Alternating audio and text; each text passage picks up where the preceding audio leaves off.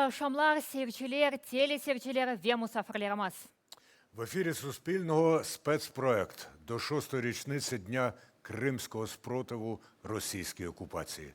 У студії для вас працюють Ельвіна Сайдбулаєва і Андрій Куликов. І ми будемо говорити не тільки про те, як було, а й про те, як буде і що треба зробити так, щоб було так, як ми хочемо. Але для того, щоб знати, як буде, потрібно добре пригадати, як воно насправді було. Тому для початку згадаємо 26 лютого 2014 року і те, що було трохи перед і одразу після. 22 лютого 2014 року Верховна Рада України відсторонила Віктора Януковича від влади. Постанова Верховної Ради про самоусунення президента України від виконання конституційних повноважень та призначення позачергових виборів президента України. В той самий час в Криму почали розвиватися свої події. 23 лютого в Севастополі під російськими триколорами пройшов мітинг проти фашизму в Україні, на якому народним мером Севастополя проголосили бізнесмена та громадянина Росії Олексія Чалого. Севастополь, вперед! Я могу сказать, что я в безумном восторге. Мне это напоминает назначение генерала Новикова 30 июня 1942 года. Ситуация примерно такая. Но я думаю, что вырулим, выкрутимся.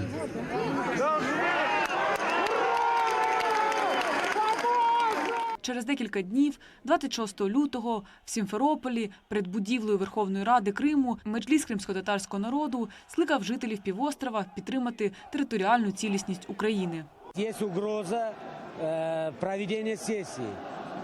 Мы не позволим принять те подлые решения, которые сейчас Константинов и его банда приготовили. Здесь есть коренной народ, и мы не позволим нарушать целостность України. Тоді мітингувальникам протистояли проросійські активісти, в тому числі з партії «Руське єдинство». В кримському парламенті мала відбуватися позачергова сесія стосовно ситуації в Україні.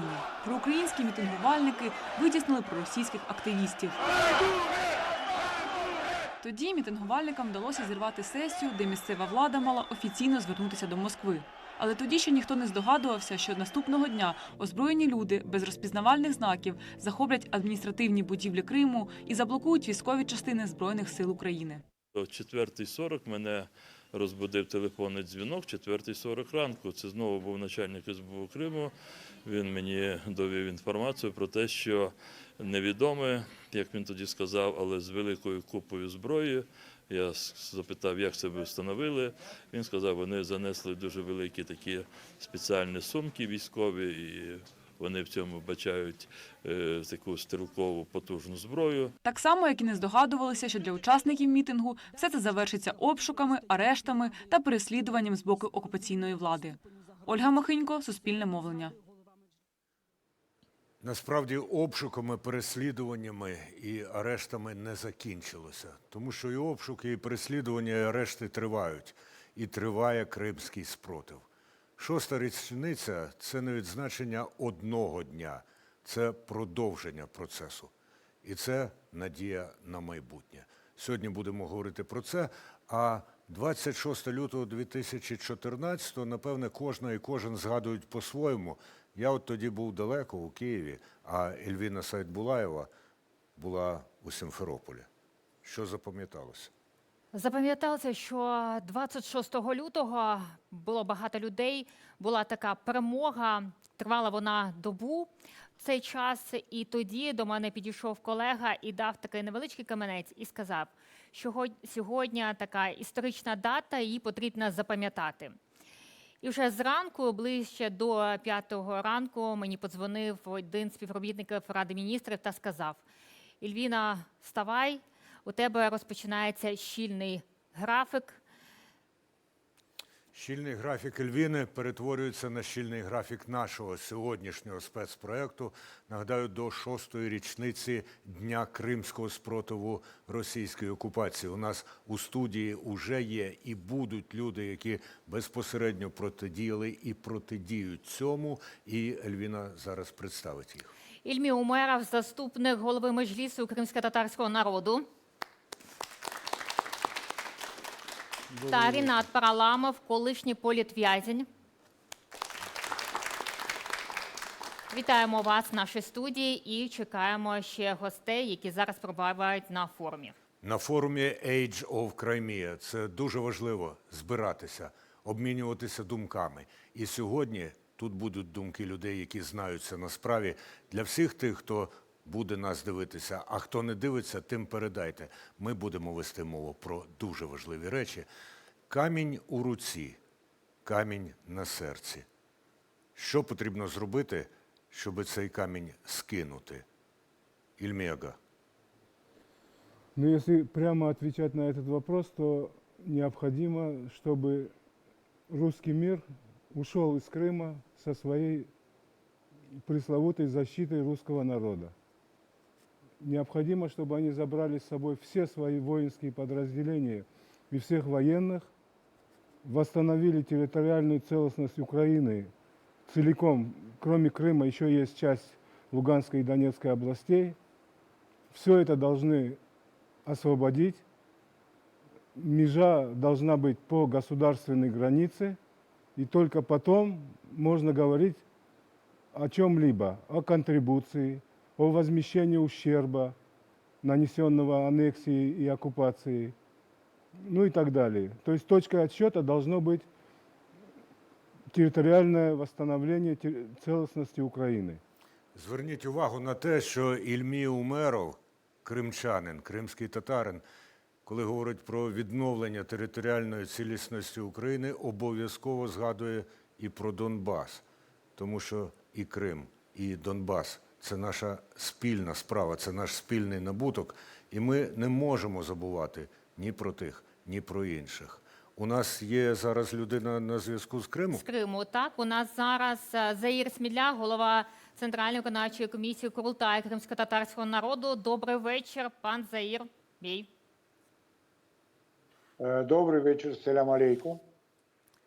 Заїр Ага, ви також були 6 років біля парламенту Криму. А сьогодні підійти до парламенту і провести якийсь мітинг – це неможливо. Як гадаєте, які можуть бути наслідки? Це вже отримали якісь попередження щодо з боку окупаційної влади? Ну, нам не то, что сегодня провести митинг. На 23 февраля мы хотели почтить память зверски убитого нашего муфтия Нумана Челебиджихана, почитать молитву в память жертв геноцида чеченского, ингушского народа, депортированных советской властью. Нам и этого не дали. Просто собраться в закрытом помещении, прочитать молитву. Запретили это владельцу этого заведения.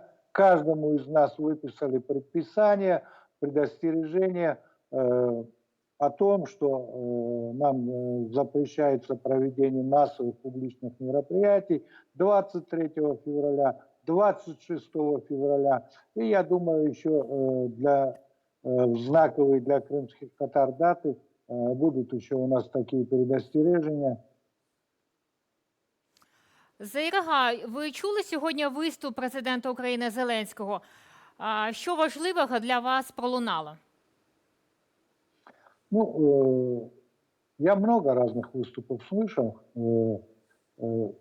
Скажем так, я не услышал главного вопроса, который интересен крымским татарам и проживающим сегодня на материковой Украине, и проживающим здесь, в Крыму. То есть, что будет с Крымом, какой у него будет статус, когда Верховная Рада будет рассматривать этот законопроект, какие-то красивые слова, ну, мы их слышали много раз. И теперь хотелось бы, чтобы они были реализованы. Заїр Ага, коли 6 років тому ви виходили на протест проти планів російської окупації, проти окупації, яким ви уявляли майбутнє через 6 років? Що ви думали буде з вами і з Кримом у цей сьогоднішній день? Ну, я предполагал, что будут какие-то трагические события, но то, что все вот это может затянуться на годы, к сожалению, реалии таковы, что уже сегодня вот 6 лет с той трагичной даты, 6 лет, как в Крыму царит страх и репрессии, когда в любое время или рано утром, или поздно ночью могут вломиться в дом, могут провести обыск, могут забрать на улице, в общественном месте, где бы то ни было, могут похитить. Мы знаем десятки таких примеров, когда люди пропали без вести, то есть похищены силовиками, и о них нет никакой достоверной информации. Когда могут убить, когда могут просто навешать какой-то ярлык террориста, экстремиста, арестовать. Сегодня около сотни крымских татар находятся в застенках і тюрем, і СІЗО. Дякуємо. Заїр Смідля, голова Центрального виконавчого комітету Меджлісу кримсько-татарського народу, був на прямому зв'язку із спецпроектом до 6-ї річниці Дня кримського спротиву російській окупації. У нас у студії тим часом з'явився ще один дуже поважний і фаховий гість. Це Юсуф Куркчі, який у дуже відповідальні часи був заступником міністра у справах окупованих територій. Ну і там ще довго-довго це все називається, і історія ця тягнеться дуже і дуже довго. У нас зараз буде на включенні журналіст Руслан Халапов, котрий був на форумі Age of Crimea. Але перед тим буквально 2-3 фрази Юсуф Ага про те, наскільки важлива ваша робота або та робота, яку зараз виконують інші люди. Я маю на увазі зв'язок з окупованими територіями. Ну, якщо дуже коротко, то можна сказати про те, що насправді підтримання цих зв'язків – це було одною з найголовніших наших цілей, тому що зв'язок, поки існує той зв'язок між громадянином і державою, до цього моменту є потреба цього громадянина в захисту від держави, і є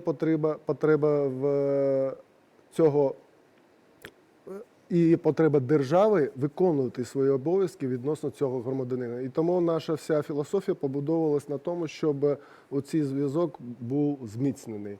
І я хочу сказати, що насправді не все нам за той короткий період вдалося зробити, але ми бачимо, що сьогодні те, що ми пропонували тоді, воно реалізується. Це і КПВВ, і ЦНАПи на, скажімо, безпосередньо близості до адміністративної межі.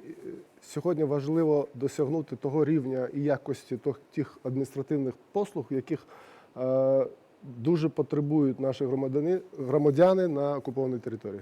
Ми ще повернемося і до цієї теми. Тим часом у нас... І в Києві зараз проходить форум Age of Crimea, і там працює наш журналіст Руслан Халапов. Доброго вечора, слово вам. Розкажіть, що відбувається там, яка там атмосфера? Так, власне, форум вже завершився, вже мав промову колишній бранець Кремля Олег Сенцов. А до того на форумі Age of Crimea, який присвячений 6-й річниці Дня кримського опору російської окупації, відбулося 4 панельні дискусії. Перша – на тему того, як саме змінився порядок у світі після окупації Криму Росією. Друга панель була присвячена правовій війні. Тут спікери, а саме правники, наприклад, Іван Ліщина, заступник міністра юстиції, розповідали про те, яким саме чином українські юристи збирають докази воєнних злочинів Росії в окупованому Криму та як доводять це в міжнародних судах в позовах проти Росії. На третій дискусії учасники форуму обговорювали російську мілітаризацію півострова, російські військові угруповання та яким саме чином це становить загрозу всьому Чорноморському регіону. Остання панельна дискусія, вона була присвячена тому, яким має бути майбутнє Криму. З окупованого Криму до гостей та учасників форуму через відеозв'язок звернувся перший заступник голови Меджлісу Наріман Джелялов, він закликав українську владу до конкретики та чіткої стратегії щодо Криму. А також у відеозверненні були відеозвернення від громадських журналістів, представників організації «Кримська солідарність», від юристів. Вони нагадали про репресії проти кримсько-татарського народу. Загалом в залі були присутні і представники Меджлісу кримсько-татарського народу, народні депутати, представники уряду, громадські та політичні діячі. Були звільнені бранці Кремля, наприклад, Ахтем Чийгоз, Едем Бекіров та Микола Семена. І, власне, цей форум тривав з 10 ранку, і о 18:30 він вже завершився, і зараз має бути до 20-ї години джаз-концерт Усейна Бекірова. Руслане, дискусія передбачає зіткнення поглядів, чи принаймні висловлення поглядів, які не повністю між собою збігаються. Яка найгостріша проблема запам'яталася, де згоди не було, а що було безспірне? Як такого спіру не було. Були питання, найбільше які стосувалися мілітаризації Криму, відносин з Російською Федерацією, які стосуються судноплавства, наприклад. Ось ці ситуації з рибалками, з захопленнями рибалок, ми, наприклад, пам'ятаємо. Озвучувалися, піднімалися тему дотримання прав корінного кримсько-татарського народу. Наприклад, Ахтем Чийгоз у своїй промові, він знову ж таки закликав всіх прийняти це рішення, щодо зміни до 10-го розділу Конституції Автономної Республіки Крим, створення кримсько-татарської національної територіальної автономії. І ось приблизно такі були найгостріші питання. Інші стосувалися, як би сказати, розмови на тему, яким має бути Крим, ось облаштування КПВВ, згадували, власне, саму хронологію подій окупації та подібне. Дуже дякуємо вам, Руслан Халапов, журналіст, який цілий день перебував в форумі Age of Crimea. У мене є припущення, насправді, або здогадки, чому форум називається саме так – Age of Crimea – Крим. Коротке слово, довга історія. І ця історія подовжилася на 6 років спротиву російській окупації. Один із людей, хто брав у цьому безпосередню участь, ну, а насправді їх таких, на жаль, в Криму чимало політв'язнів, це пан Параламов, який зараз у нас у студії. Наскільки дієвим, ви вважаєте, був ваш протест? І наскільки на вас позначилося переслідування, про які ми вже говорили?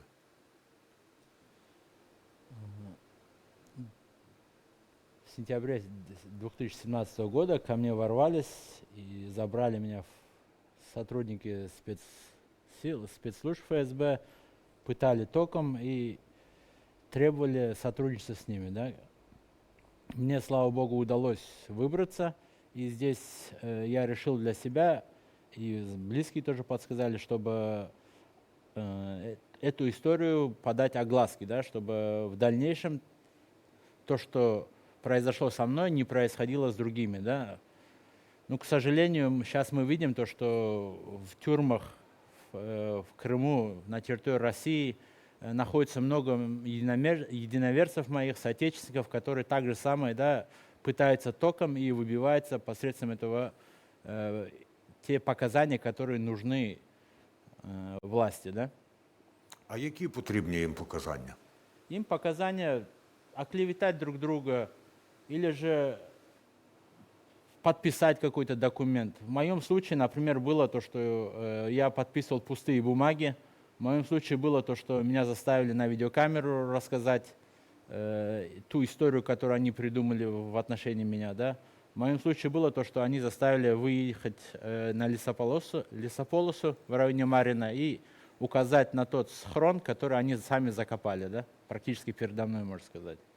Ренат, ви сказали про своїх співвітчизників, своїх одновірців. Наскільки це означає, що кримських татар переслідують ще й за релігійною ознакою? Естественно, в Крыму российской власти не угодно вообще никакое инакомыслие, кроме того, которое, да, поддерживают политику государства, политику Кремля, то есть. И они преследуют всех, и религиозных, и нерелигиозных, и по нагульным обвинениям могут от экстремизма до терроризма довести, и там, подбрасывая патроны, могут в криминальном деле каком-то, да, человека, уголовное дело на него завести. Это практика, которая применяется на территории всей России, я имею в виду материковой, да, и на данный момент она перебралась на полуостров Крым. К Дякую, сожалению. Рената. І у нас зараз ще хтось є на прямому зв'язку із Так, Кримом. у нас зараз з Криму Наріман Джилял, перший заступник голови Меджлісу кримськотатарського народу. Доброго вечора, Наріман Бей. Вітаю вас всіх, доброго дня. Наріман Бей, сьогодні річниця супротиву російської агресії. Ви також були в парламенті, біля парламенту тоді, 6 років тому. Що відчували тоді, коли вже закінчився мітинг? Яка була внутрішня атмосфера у вас?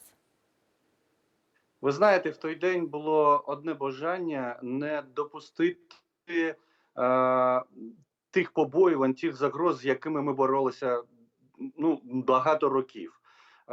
Я особисто, працюючи журналістом газети «Авдет», писав дуже багато про загрози з боку Російської Федерації, про базування Чорноморського флоту, про пролонгацію оренди в Севастополі для Чорноморського флоту. І всі ці загрози стояли перед очима, і ми тоді, в той день, вийшли саме для того, щоб не допустити от такого сценарію. І коли Рефат Чубаров, вийшовши з будівлі Кримського парламенту, заявив, що сесії не буде, що ніяких там рішень прийматися не буде, то, звичайно, ми всі з великою надією, з таким, знаєте, навіть почуттям перемоги, що ми змогли зберегти Крим у складі України, стали повертатися додому. Хоча я спочатку заїхав в офіс Меджлісу тоді, і ми з Рефатом Чубаровим розмовляли, і він вже тоді розказав, які насправді загрози існували для всіх, хто зібрався тоді біля Кримського парламенту, про існування вже військових, які чекали на наказ стріляти в будь-кого, щоб почались там якісь кроваві події і так далі, і так далі. Однак чомусь тоді цей наказ не віддали. Рефат Чубаров про це дуже багато разів вже розповідав, і ми знаємо, що вже наступного ранку почалась реалізація того сценарію по анексії нашого півострову. Пане Наріман Бей, ви сьогодні цілий день триває форум, і більше уваги сьогодні приділяють саме темі Крима, і зрозуміло чому. Чули, мабуть, і промову президента України Володимира Зеленського. Скажіть, будь ласка, що пролунало важливо, і як взагалі кримські татари сприймали його промову?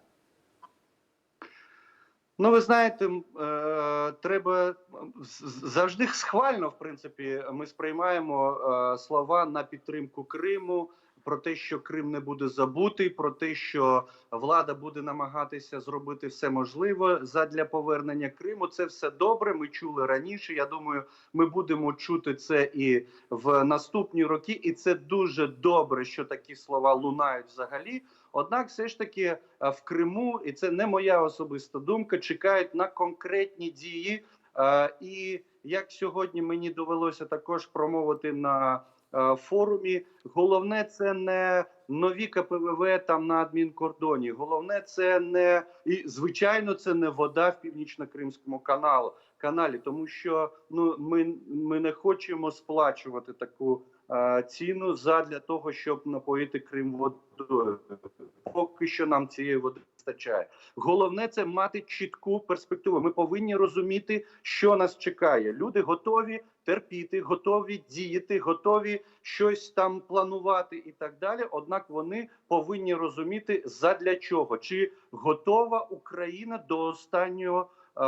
до останніх сил боротися задля відновлення територіальної цілісності. І от коли такі конкретні дії будуть на материку, такі ж конкретні дії і слова, і вчинки ви побачите і почуєте з Криму. І це дуже важлива оця комунікація. І добре, що президент, в принципі, це промовляє, президенти, в принципі, і попередній про це говорив президент.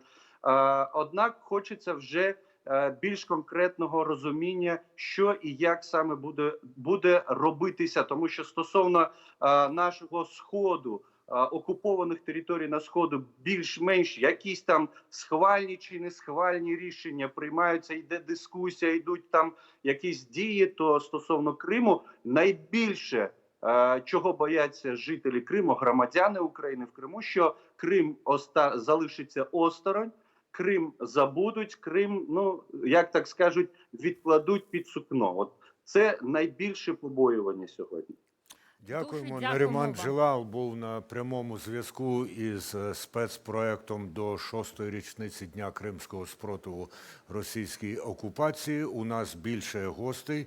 У нас з'явилася народна депутатка із фракції «Слуга народу» Олена Мошенець. Дуже дякуємо, що ви прийшли до нас.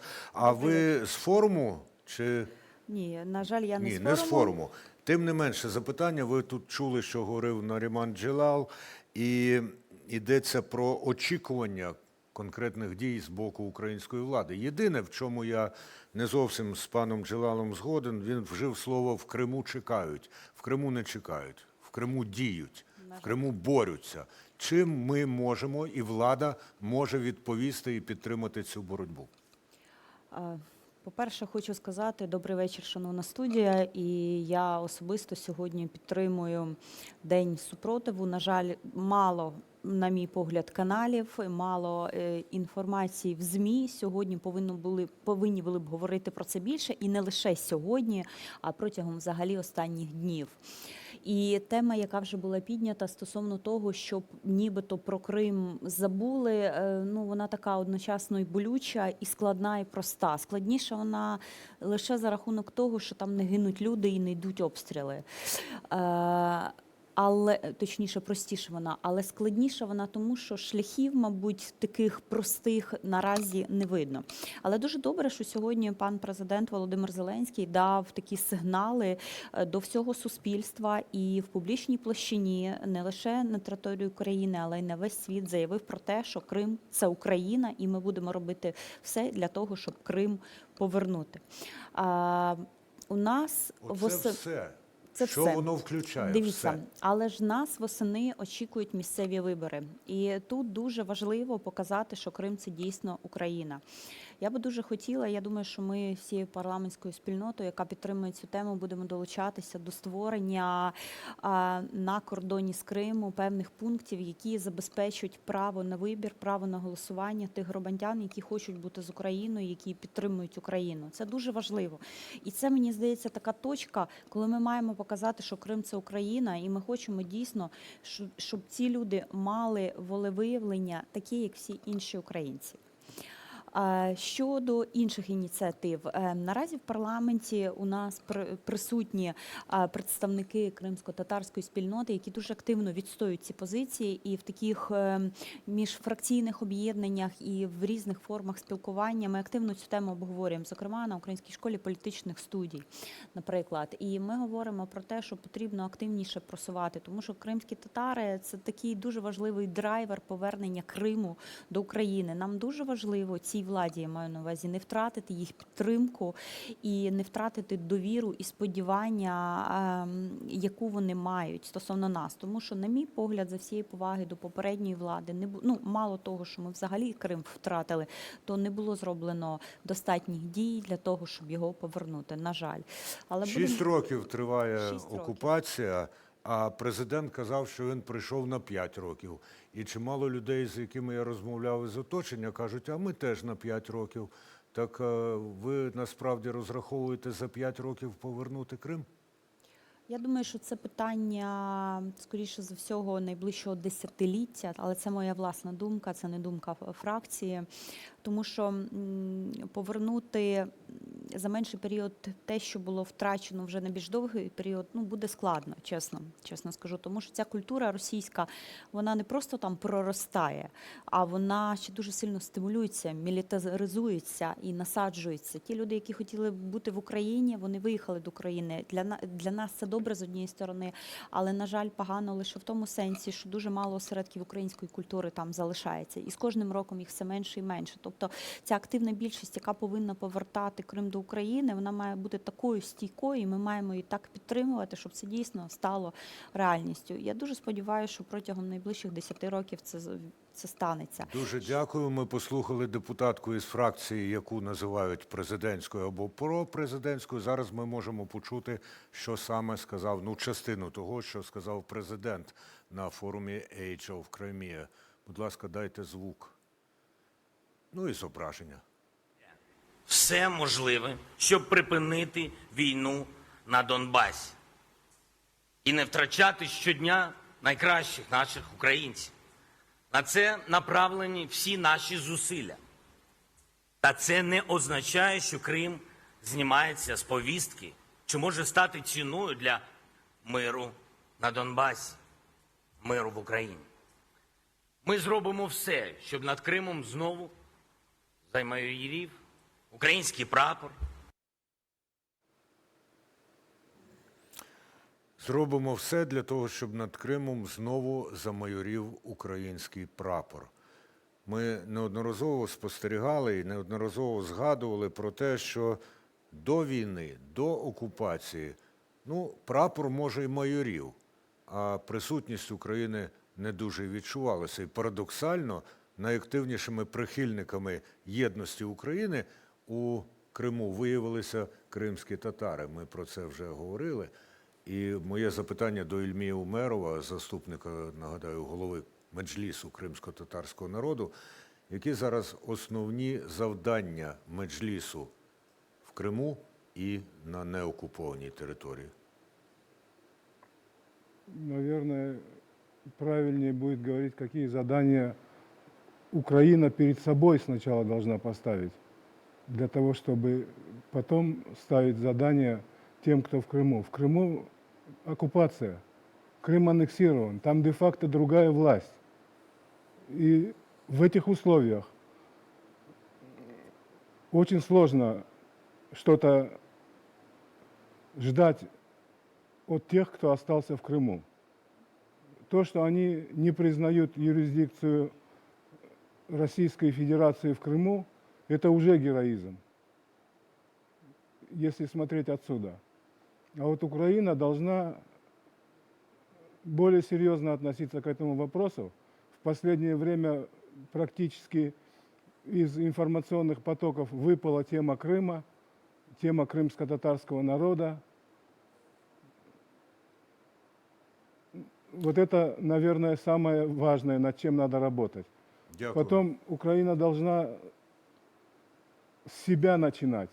Когда мы хотим, чтобы наши партнеры, лидеры других государств или международных организаций, НАТО, ОБСЕ, ЕС, ПАРЕ, ООН, относились к Украине с уважением и боролись за нее, она в первую очередь должна сама бороться. И бороться, чтобы все это знали и видели. А мы сейчас продолжаем торговать, продолжаем дипломатические отношения с Россией. По газу уже подписали, по рыбе уже подписали договора.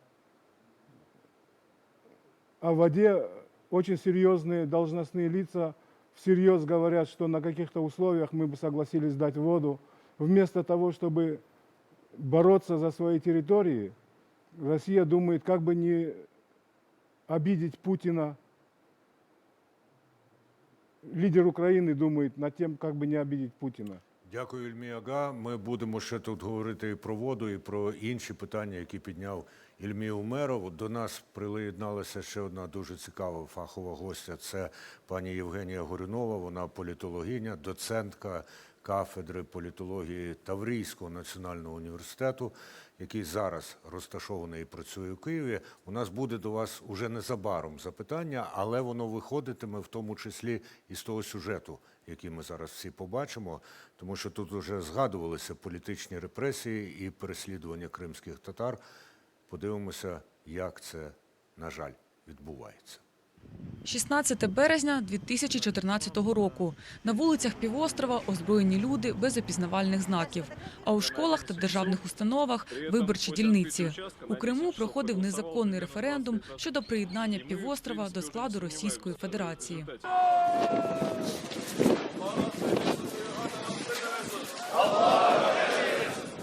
В цей же день на Сімферопольському кладовищі ховали першу жертву анексії – кримського татарина Решата Аметова.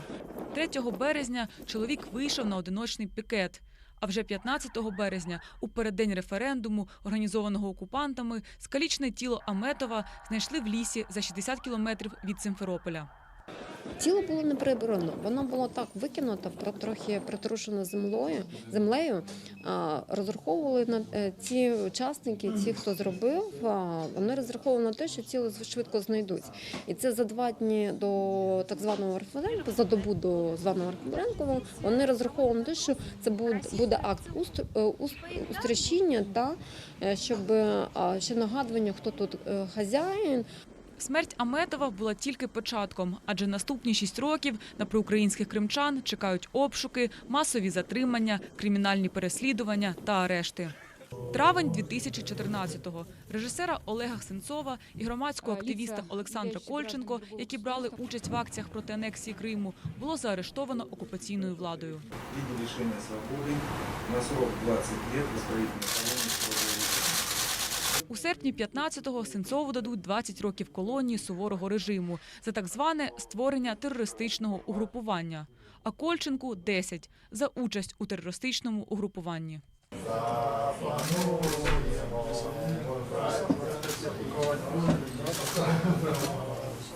У жовтні 2016-го ФСБ провело обшук у 5 кримськотатарських сім'ях, під час яких затримали фігурантів так званої Сімферопольської групи у справі Хізбут-Тахрір. Судові процеси тривають майже 4 роки, а в червні 2019-го Північно-Кавказький окружний суд Ростова-на-Дону засудив чоловіків до тюремних строків від 12 до 17 років. Я був свідком уже багатьох судових засідань і того, як вони проходили. Це судом назвати важко, це судилище.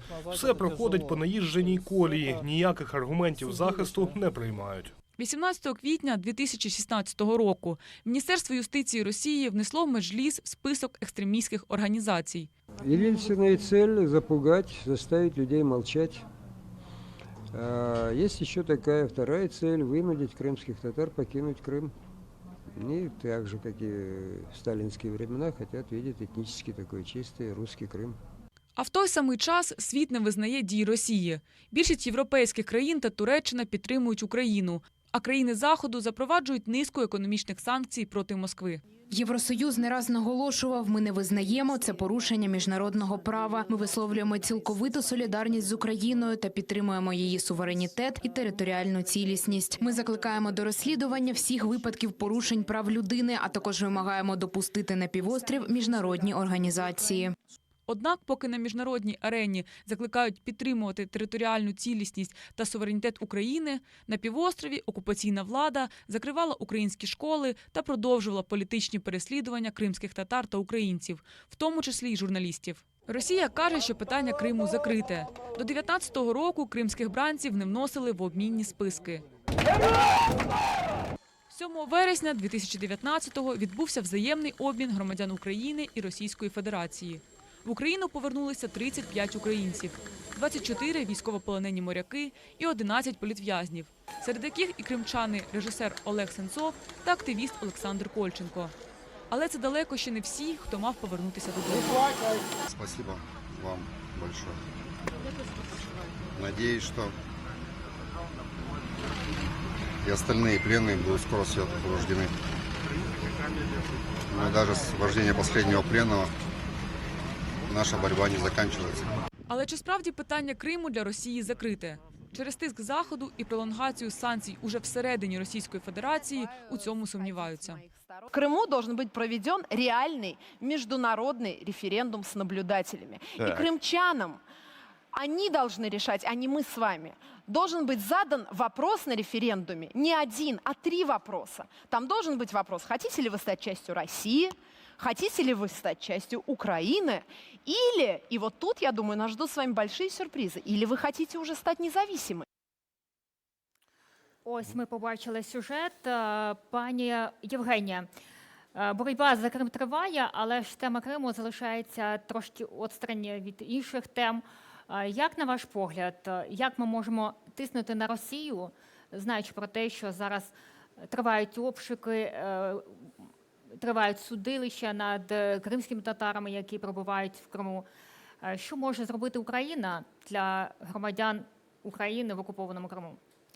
Ну, мені здається, на жаль, що Україна сама зробити може дуже мало чого, тому потрібно звертатися до міжнародних інституцій, до міжнародних організацій, до інших інституцій і саме через ці інституції тиснути на Росію. Тобто, навіть якщо Росія буде казати, що вона не визнає міжнародне право, навіть якщо вони в Конституції пропишуть, що в них тільки діє російське право і все інше, але дійсно є юридичні механізми, через які можна змусити Росію йти на певні, ну так скажімо, поступки, да? Тобто, хоча це буде не поступки, безумовно, тобто йти на ті кроки, щоб, ну, по-перше, звільнити людей, да, які знаходяться у в'язницях, безвинні абсолютно люди, для того, щоб вона, ну, скажімо так, да, припинила ці репресії, які вони відбуваються, ну, фактично там кожного тижня, да, якісь там арешти ми бачимо. Зараз, може, трошки менше, а я знаю, що за останні 5 років там фактично по четвергах, здається, да, у них такий навіть день такий є, коли вони зранку, 5-6 ранку по четвергах, вони приходять до кримських татар, в першу чергу з арештами, з обшуками і іншими речами. Тому тільки з міжнародним середовищем ми можемо разом щось зробити. Самостійно, на жаль, мені здається, Україна. Щодо міжнародної, ми чекаємо допомоги, так? А ось Сільмір Умеров зазначив, що Україна сама підписує домовленості щодо риболовства, що ми бачимо газ. З одного боку ми домовляємося, Україна, а з іншого боку просимо допомоги сусідів. Розумієте, ми не знаходимося з Росією в стані війни офіційно. У нас така ситуація, що в нас гібридна війна. Тобто, з одного боку, дійсно, в нас війна, ну, на Донбасі, да, військові дії, і Росія є агресором, це записано в законодавчих актах. З іншого боку, в нас немає офіційного стану війни. І відповідним чином, що стосується газу, а транзит, як без транзиту на газ наповнювати бюджет? Да? Тобто, таке гібридне питання. Що стосується риболовлі, також гібридне питання, що, як нам робити, да? Як там наші рибалки, чи будуть вони виходити в Азовське море, чи не будуть вони виходити в Азовське море. Тобто, Росія приміняє таку дуже цікаву тактику, да? На жаль, на яку ми повинні відповідати симетричними якимись кроками, да? Тобто не симетричними, якимись цікавими кроками, а, на жаль, ми цього не робимо, відповідно. Да? Тобто ми йдемо за цією схемою, яка існує, і якихось таких активних, да, активної протидії ми не робимо, але ця активна протидія, вона, ви знаєте, повинна бути такою, ну, незвичною для Росії. Да? Тобто вони чекають такого кроку, а ми щось повинні зробити, ну, те, чого вони від нас не чекають, тобто якусь асиметричну відповідь. Є конкретні пропозиції? Ви знаєте, довго думала над тим, поки не можу сказати, що можна зробити. Але варто обмірковувати. Але варто обмірковувати, так. І мені здається, що експертне середовище, воно тут якраз, йому потрібно міркувати над тим, а що ми можемо зробити саме, да, таким нетрадиційним шляхом, щоб поставити Росію в такий, да, ну, ступор, скажімо так, щоб вони не знали, що ж нам тепер робити з цими українцями, да, щоб вони вигадали щось таке. Перед тим, як вивести в ефір наступну людину, яка буде з нами на зв'язку, запитання до будь-кого, хто захоче на це відповісти. Наскільки важливі, на вашу думку, акції солідарності із окупованим Кримом, із кримсько-татарським народом, які відбуваються в якихось далеких країнах? Ну, от, скажімо, там десь на американському континенті, та громадськість. Юсуф Куркчі, я бачу, замислився над цим питанням. Будь-який привід, який дасть можливість говорити про Крим на будь-якої площадці, це треба тільки вітати. І я хотів би зробити такі, ну, зауваження, щоб не лунало, що всіх, хто хотів, виїхав з Криму. Це неправильно. По-перше, всі, хто виїхав, вони цього не хотіли. І тому не треба розраховувати на те, що всі, хто залишився там в Криму, на тимчасово окупованій території, що це вже, ну, скажімо, частина, яку не треба поважати або не треба повертати. Тому будь-які висловлення, те, що стосується Криму, і те, що стосується громадян, які перебувають на тимчасово окупованій території, вони повинні бути зроблені дуже обережно, щоб, по-перше, не годувати пропаганду Російської Федерації, яка, в чому я можу підтримати, якщо ми за винятком декількох каналів говоримо про Крим від 26 лютого по 26 лютого попереднього року, то пропаганда Російської Федерації працює дуже системно, і будь-яке висловлення, яке буде підпадати під, скажімо, картину, яку вимальовує окупант, воно дуже гарно використовується. Тому не треба годувати окупанта. Дякую, Юсуф Ага. І у нас зараз на прямому зв'язку Рустем Ірсай, він президент кримсько-татарської діаспори у Канаді. Дякуємо, що ви до нас приєдналися. В яких містах, в яких провінціях Канади ви найактивніше? Мы сконцентрированы в Торонто, это наибольший город Канады. Здесь наибольшее количество крымских татар, и в Онтарио, естественно, самое активное, я думаю, на сегодняшний момент количество украинцев. Ну и все активные действия происходят, как обычно, в больших городах. И наш последний митинг, посвященный 6-й годовщине оккупации, и митинг, проведенный для того, чтобы напомнить канадскому правительству и канадским гражданам, что Крым – это Украина, и крымские татары и украинцы, которые находятся в оккупации, по-прежнему в очень тяжелейшем положении. Естественно, этот митинг был проведен у российского консульства в Торонто. Яка була реакція? До вас, може, вийшов хтось? Чи вони замкнулися і робили вигляд, що вас там немає? Да, к сожалению, да, реакции от них не бывает. И тем более, что в этот раз был митинг проведен в субботу, когда они не работали. До этого консульство было в другом месте, находилось. И из-за того, что мы проводили там постоянные митинги, российское консульство просто не получило продление аренды, и менеджмент билдинга их просто выселил оттуда. От які несподівані бувають результати. Ви задоволені таким результатом? Ну, какой-никакой результат, но наш результат и наша мета, наша цель в другом. Постоянное напоминание канадскому уряду и реакция канадского уряда нам необходима, которая была озвучена в этот раз от двух депутатов, от депутата либеральной партии, правящей партии Ивана Бейкера и от депутата официальной оппозиции Питера Кента. Их позиция однозначна, постоянная поддержка Украины, непризнание Крыма российским, и их стейтменты всегда Крым – это Украина, и мы сделаем все для того, мы продолжаем делать для того, чтобы оккупация Крыма закончилась. Рустем Бей, известно, что вы проводите акции. Сколько там живут крымских татар, сколько украинцев, насколько вы вместе солидарны и в борьбе с врагом, именно с Кремлем, с Россией, против России? Да, в Торонто нас очень немного, но большая поддержка украинской диаспоры, украинского конгресса Канады, и были также представители мирового конгресса украинцев в Канаде. И поддержка, естественно, неимоверная. Благодаря им нас слышит правительство Канады. Благодаря украинскому комьюнити мы проводим большие акции. Благодаря украинскому комьюнити мы проводим какие-то мероприятия, для которых нужно финансирование. Нас поддерживают украинские банки, украинские организации и рядовые украинцы, естественно, канадцы украинского происхождения.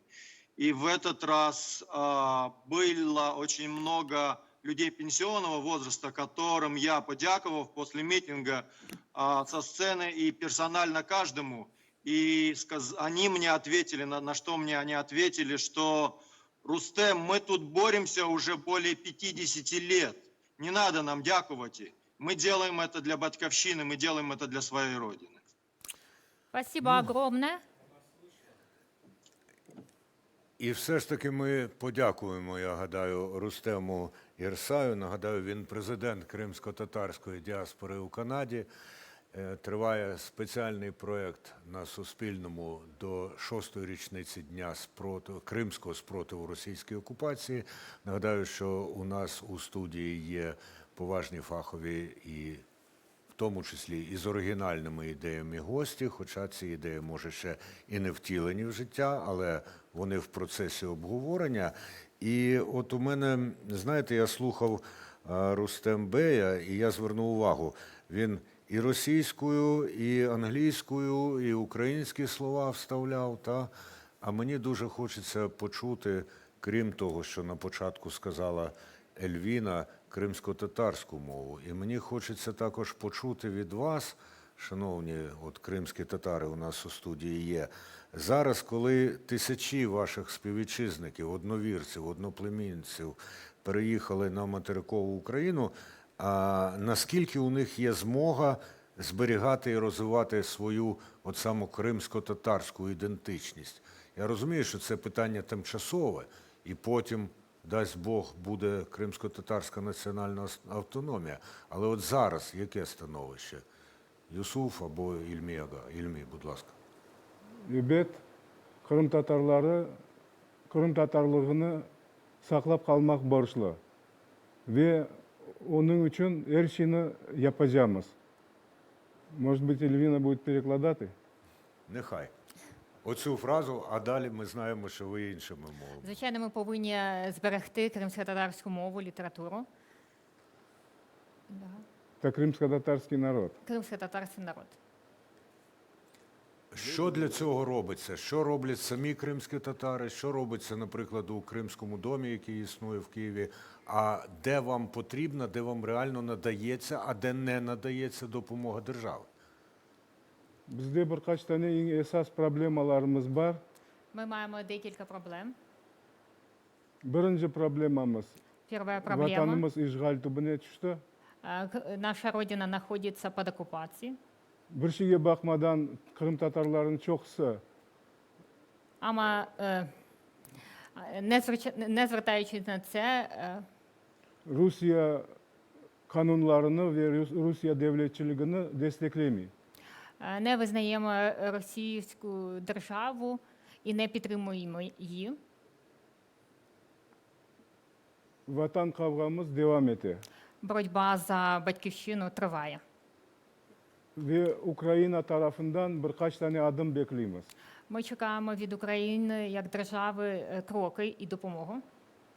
Birinci, 3 tane kanun hakkında çok aylar, çok yıllar boyunca laf gitti.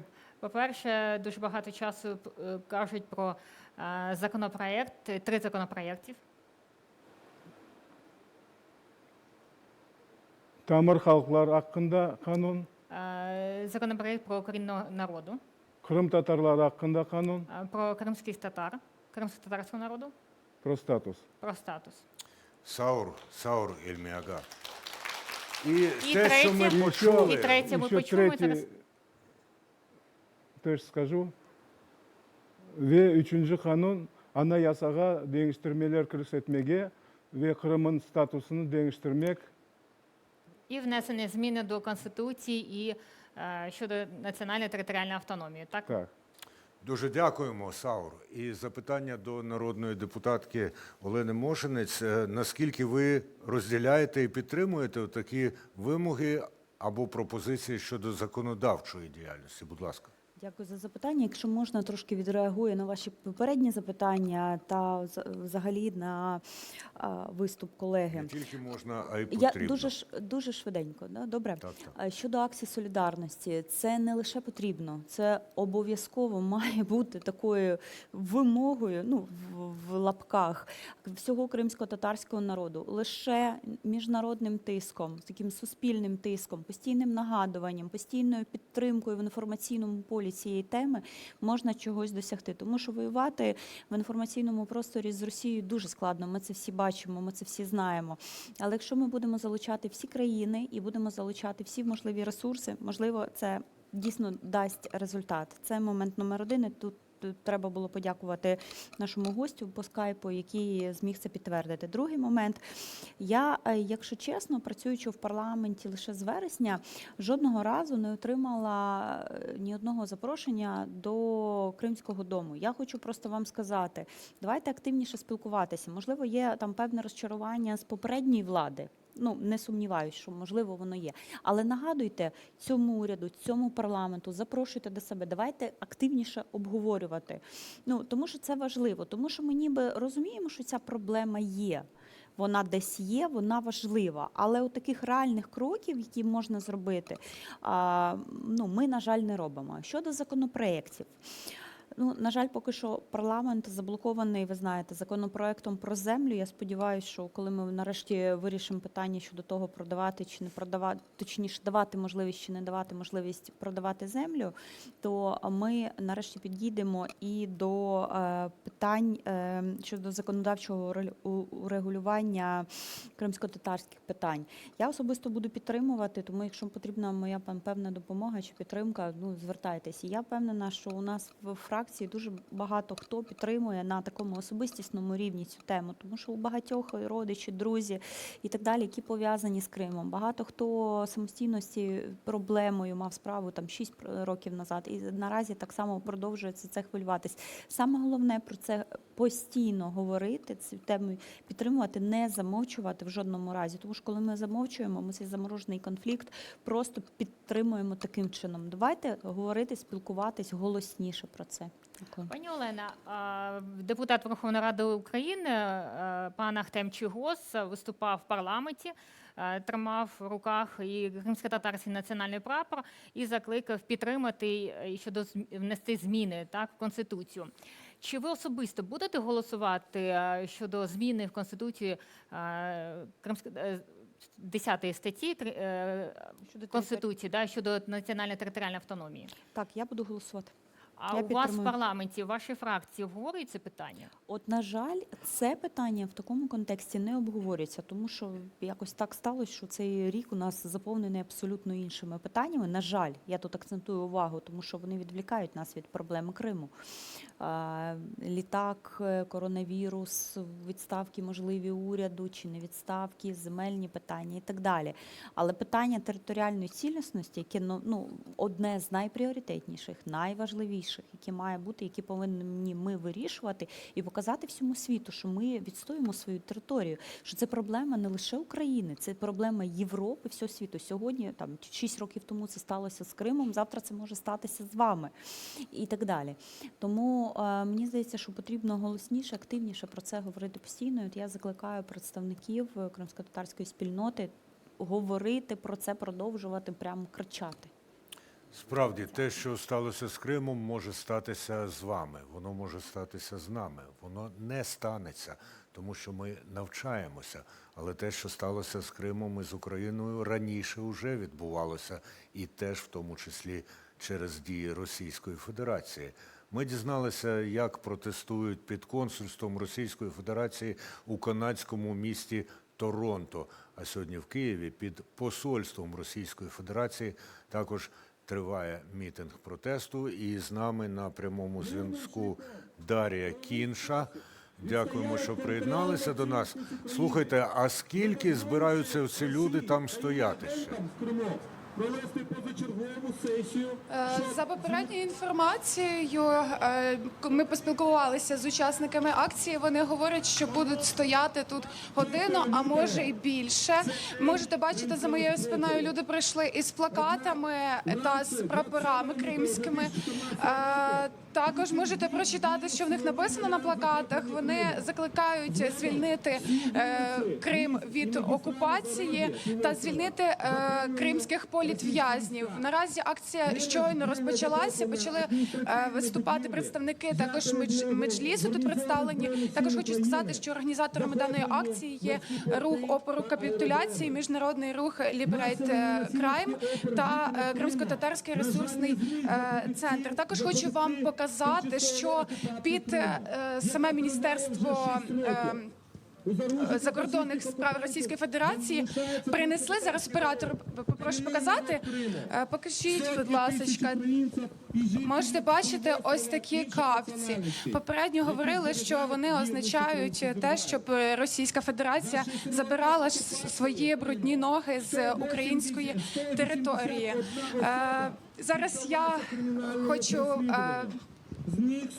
попросити до слова одного з учасників акції. Це представник руху опору капітуляції Ярослав Гай. Доброго вечора. Розкажіть, будь ласка, з якими вимогами ви сьогодні прийшли під Міністерство Російської Федерації? Ну, 6 вимог зараз озвучать представники Меджлісу. Це, звичайно, перша вимога – деокупація Криму повна і виведення російських військ. Це припинення взагалі переслідувань кримсько-татарського населення. Там репресії відбуваються, людей садять в тюрму просто за те, що вони дозволяють собі висказати якусь правдиву точку зору, позицію якусь свою. От, сьогодні ми всі ці 6 вимог озвучуємо. От, зараз виступають представники Меджлісу. От, я теж незабаром маю стати до мікрофона. От, люди прийшли, написали плакати, ну так організовано достатньо підійшли. Ми хочемо привернути увагу всіх, всю Україну і світу, щоб всі знали, що ми пам'ятаємо, що Крим – це Україна. Зараз Російська Федерація ініціює зміни до Конституції. Вони хочуть внести в Конституцію норму про заборону будь-яких ведень, навіть перемовин, про повернення будь-яких територій, які вони вважають своїми. Тобто Росія вже закладає таку міну уповільненої дії, коли вони хочуть зробити так, щоб жоден навіть наступник Путіна навіть не міг просто вести перемовини щодо повернення тих територій, які вони забрали. Не тільки Криму, це і Абхазія, це і Курильські острови, це Придністров'я, це Осетія і так далі.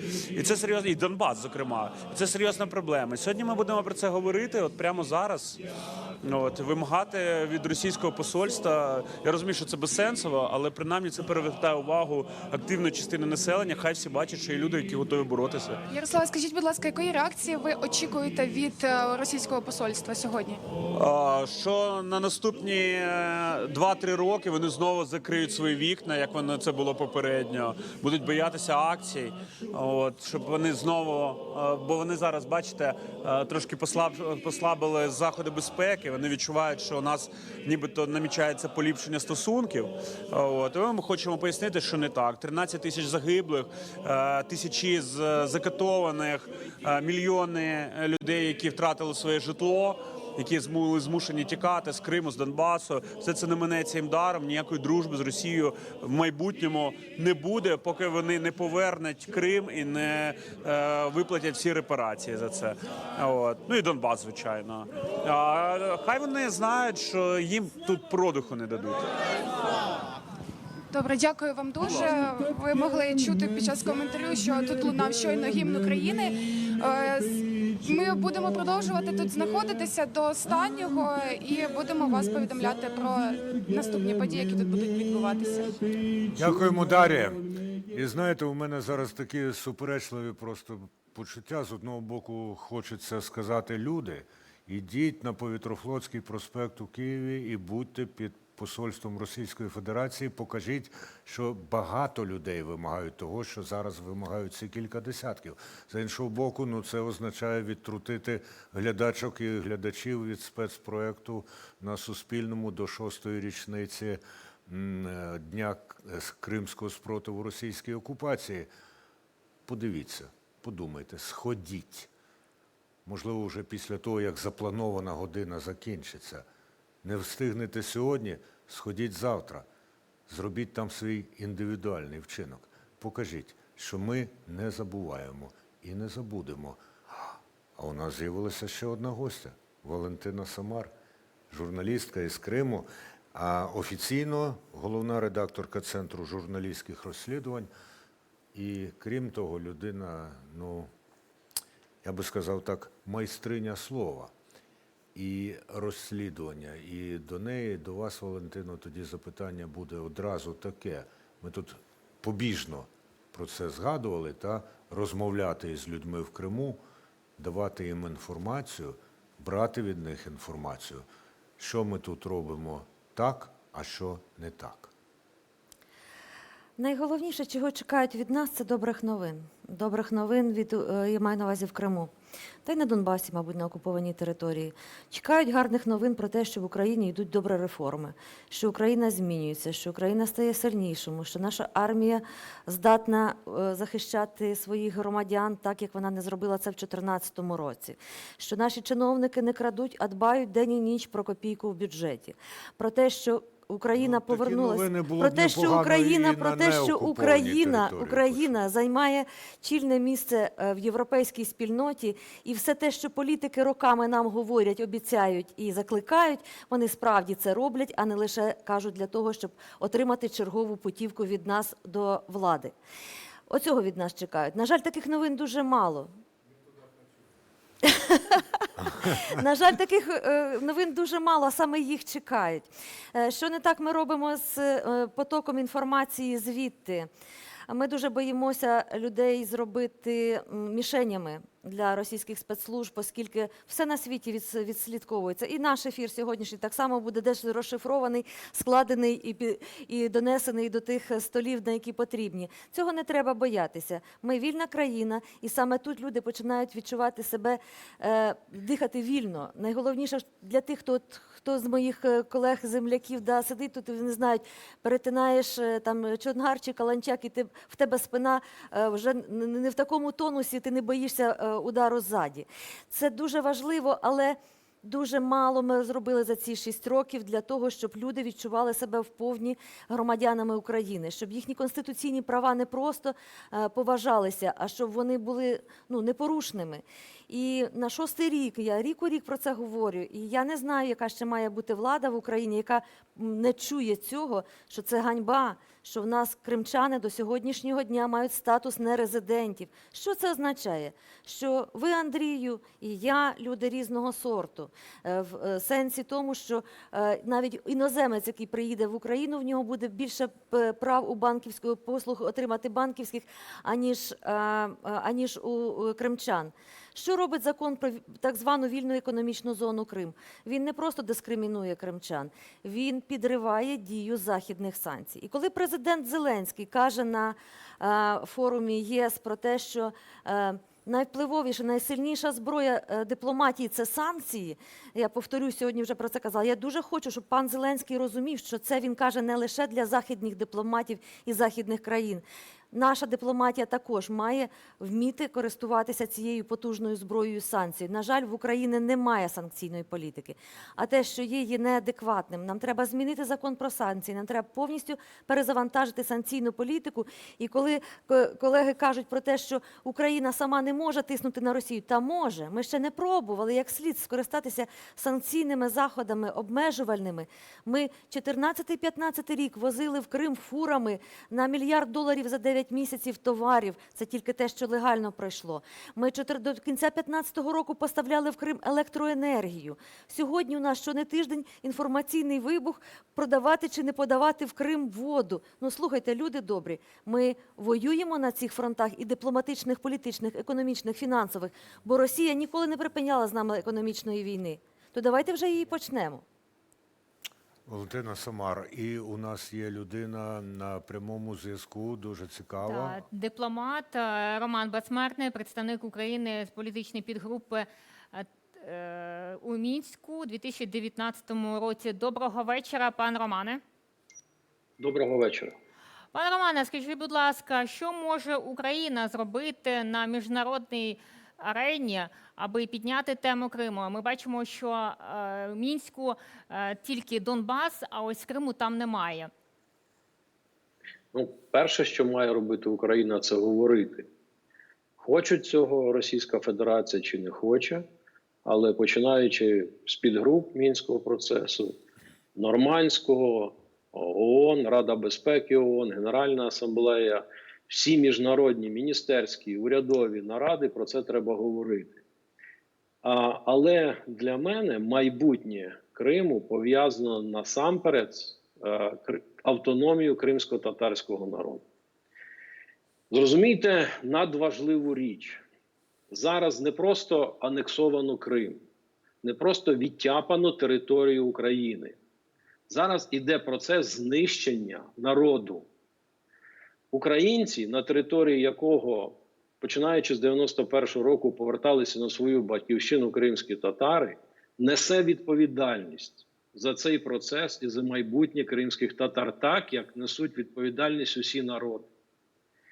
І от те, що за 5 останніх років не було внесено зміни в Конституцію, не визнано автономію, кримсько-татарську автономію, не зроблено відповідних кроків, не було відповідних звернень до ООН, до Генеральної асамблеї, до Ради безпеки, це створює двоякі ситуації. От навіть зверніть увагу на сьогоднішній день. От виступає президент, запроваджується важливий день. Хто відкриває форум? Відкриває кримський татарин Мустафа Джемільов, але в виступі про те, про що говорилося 5 років, про що говорилося 30 років, ні слова немає. Так, зроблені важливі кроки. Слава Богу, вже ми дійшли до того, що на найвищому рівні вже прозвучало вперше: Крим – це Україна. Але той механізм, який насправді треба було б зараз запустити, і його всіляко проробляти на рівні європейських форумів, на рівні світових форумів, він ніяк не вистачає просто волі до цього. І я без кінця чую в свою адресу, що там не тільки кримські татари, очевидно, що там є і українці, і росіяни, і кримчаки, і караїми і так далі. Але росіяни, українці, поляки, угорці мають свої держави. Кримські татари домагаються бодай би автономії. Бо ми можемо що завгодно робити. Ми можемо в Чонгарі облаштовувати, даруйте, вбиральню. Але чому ми забулися? Іде знищення народу. Народ розбігся сьогодні по всій планеті. А дитячі садки, а школи, а театри. Ну, ви розумієте, що насправді відбувається? От у ці колокола треба дзвонити. Це об'єднає кримських татар, українців до домагання майбутнього. Це зробить ідейно цілеспрямованою роботу всіх демократичних країн і сил світу. Тоді легше буде апелювати до організацій, тоді буде змістовніше це робити.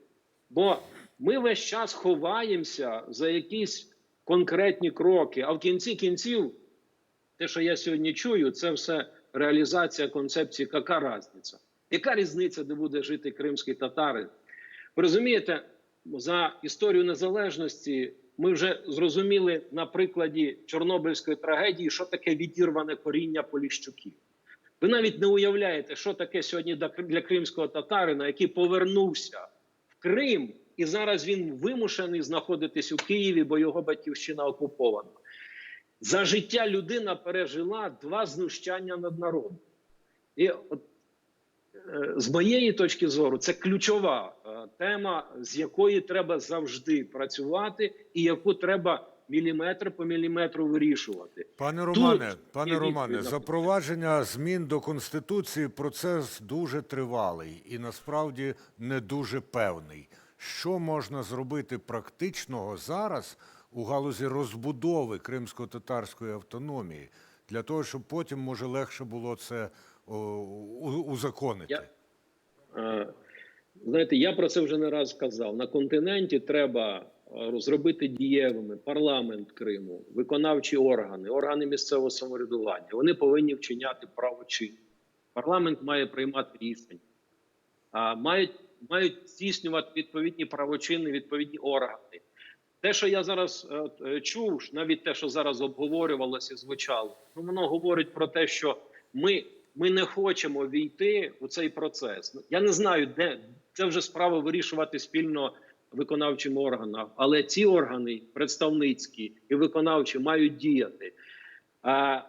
Кримські татари, українці, росіяни мають бути готові до того, щоб чинити владу на півострові Крим. І цю владу сьогодні треба реалізовувати через відповідні рішення на континенті. Дякуємо, дякуємо. Роман Безсмертний, дипломат, політик. Оплески. Повертаємось до студії. Нагадаю, спецпроект на Суспільному до 6-ї річниці Дня Кримського спротиву російській окупації. Ми згадували тут в тому числі і про економіку Криму, але, наскільки я знаю, у нас до теми протестів ще є ілюстрації. Ні, немає, кажуть. А кажуть, що є якраз про воду. Про воду тут піднімалося питання, так? Кажуть, що і протести є. Запитання до аудиторії і до учасниць і учасників. Будемо дивитись про протести чи про воду? Що? І те, і те? Все інше. Так, ну гаразд. Тоді виконавчим рішенням волюнтаристським. Тому що ми тут дивилися, Крим був, так, Київ був, Харкова не було. Із Харкова про протест.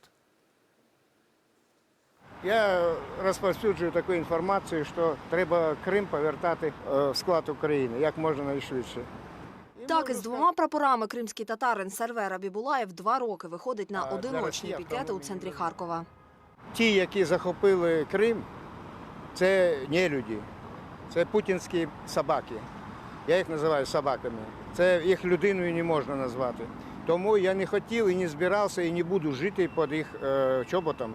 Чоловікові 62. Каже, був на Майдані від початку Революції Гідності. Там і дізнався про окупацію півострова. До Криму не повернувся. 3 роки жив у Києві на вокзалі. Потім приїхав до Харкова, тут його прихистив товариш. На одиночні пікети виходив понад 30 разів. Завжди починає з намету «Все для перемоги». Далі прямує до пам'ятника Тарасу Шевченку.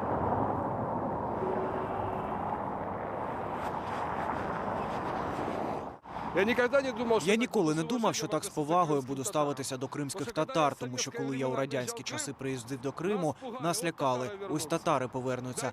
Дай Бог, щоб вони туди поверталися. Дай Бог, щоб вони там жили. Біля Кобзаря читає молитву. У мене завжди поруч була зі мною це Кобзар, це Шевченка, Тарас Григорович Шевченка. І коли я був в наметах, і будь-де він зі мною був. Це, як кажуть, мій оберіг. З цими 2 стягами Сервер був і на Майдані. Кажуть, а ми побачили, прапору немає. Потім подивилися, Сервер валяється з прапором, кровавлений, щелепа лопнута була. Сервер каже, як постраждалий учасник Революції Гідності, звертався до Міністерства соціальної політики, щоб отримати житло, поки чекає своєї черги. Від Кобзаря чоловік прямує до Майдану Конституції. Ради бачити. Сервер каже, його пікети підтримують не всі. 2 жінки проходять, літні, голови вже білі. Смотри, говорит, с виду, говорит, дедушка нормальный, а розмовляє хохляцькою мовою, а розмовляє на хохляцькому язикі. На хохляцькому. Так і пішли. І так на мене дивиться, нібито на смітник. Что, Чего вы тогда добиваетесь? Вы уже начали ругаться. Зачем? Ну чего вы тогда добиваетесь? Я не знаю, это мое дело. Это мое право. Тогда со своими убеждениями стойте тут, пока вот вам... Я стою, все, маю право. На півострові у чоловіка залишився син. Я обов'язково буду ходити з цими прапорами, поки що не повернеться Крим. Я впевнений на 100%, що жити буду я в Криму українському. Високо підняті прапори. Оце є гідність, оце є переможна гідність.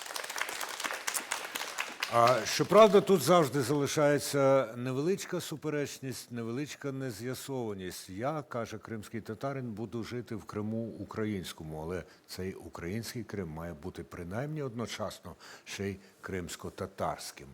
Колись і Бахчисарай має бути кримсько-татарським. Там є унікальні надбання кримсько-татарської культури.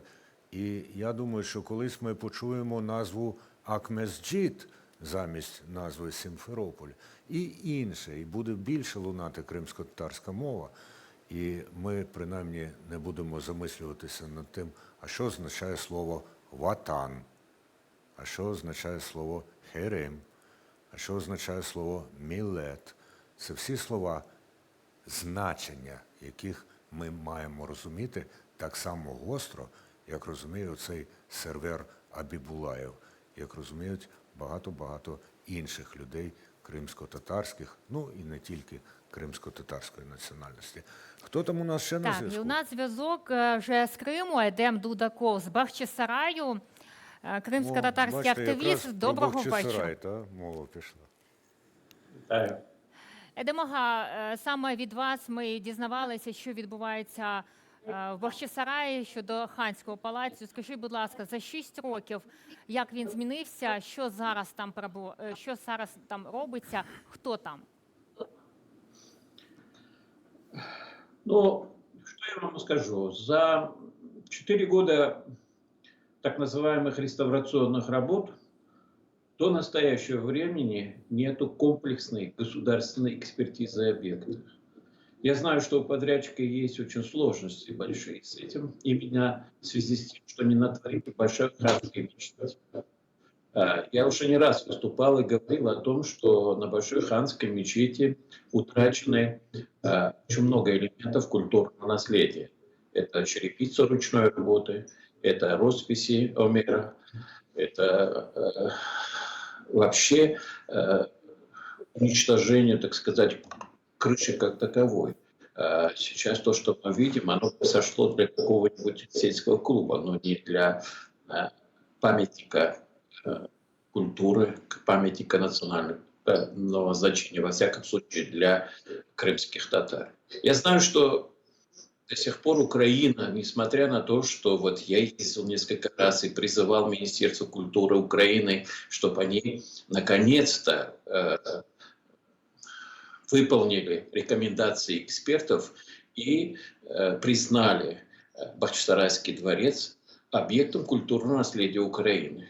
Он до сих пор объект местного значения, и от этого у него все основные проблемы, несмотря на то, что он был номинирован в предварительный список ЮНЕСКО как объект всемирного наследия.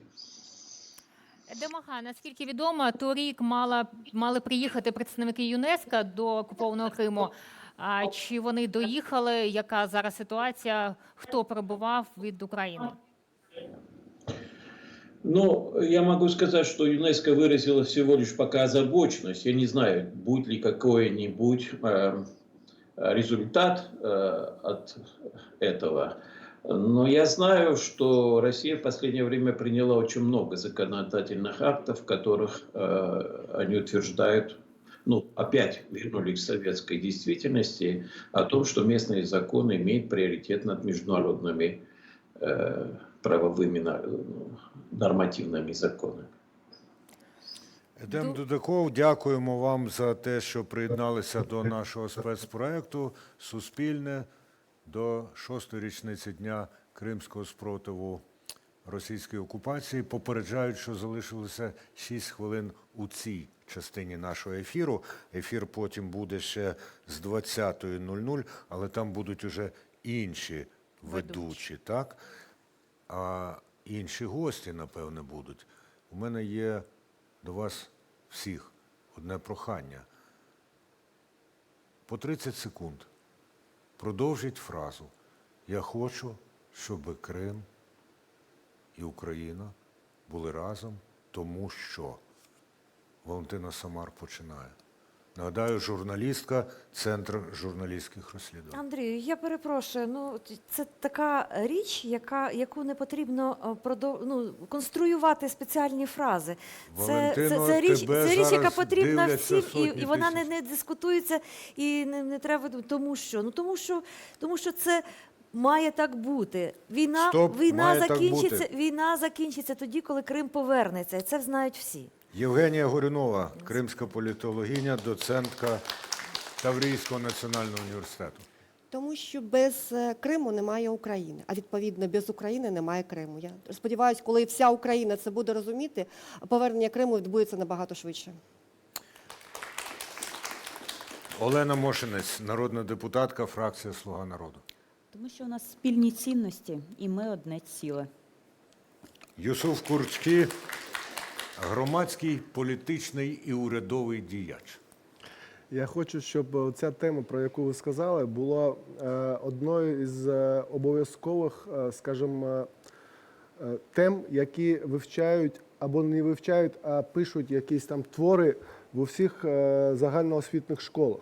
Якщо ми хочемо, щоб мир приділяв увагу цієї темі, ця тема повинна бути актуальнішою тут, в центрі, всередині країни. А поки ми знаємо, що від 26 лютого до 26 лютого проходять якісь етери, на яких обговорюється чергова годовщина того міжнародного злочину, а те, що не проходить подібне, скажімо, позакласові заняття в загальноосвітніх школах, вищих учбових закладах, це повинно стати, от, знаєте, не тільки таким днем, коли ми споминаємо про це, а це потрібно, щоб це було такою національною ідеєю. Дякую. Ренат Параламов, колишній політв'язень. Я хочу, чтобы Крым и Украина вместе радовались, когда освободят политзаключенных, которые сейчас находятся за стенами, да, вязниц Кремля, и вместе встречали этих ребят, которые невинно и огульно обвинены. И никому не секрет, что сейчас идут переговоры по третьему обмену. И хотелось бы видеть, чтобы крымских татар не обошли стороной в этом вопросе. И в ближайшее время мы все радовались этому делу. Спасибо. Ільмі Умеров, заступник голови Меджлісу кримсько-татарського народу. Я очень хочу, чтобы Крым вернулся в Украину, но путь вижу только через решение реализации прав крымско-татарского народа как коренного народа Украины. Мені здається, що навіть режисери не давали сигнали людям, які у залі, щоб вони аплодували. Принаймні кілька оплесків були ініціативними. Ну, а навіть якщо давали сигнали, ми в такому суспільстві живемо. Та? Але коли спробуйте зараз поаплодувати, коли вам точно сигналу не дають, але лише є запрошення. Поаплодуйте цим людям. Дякую. Що там, 1,5 хвилини залишається? Так, спецпроєкт до 6-ї річниці Дня Кримського супротиву. Російська окупація триває на Суспільному. Ельвіно, де камінь, який тобі вклали в руку 26 лютого 2014 року? Цей камінь зараз в Криму. Сподіваємося, що всі разом повернемося і заберемо, і там Ти будемо. піднімеш його там. Біля Верховної Ради Криму. Коли це відбудеться, на твою думку? Це важке питання, тому я думаю, що ми будемо боротися всі разом і повернемося до Криму.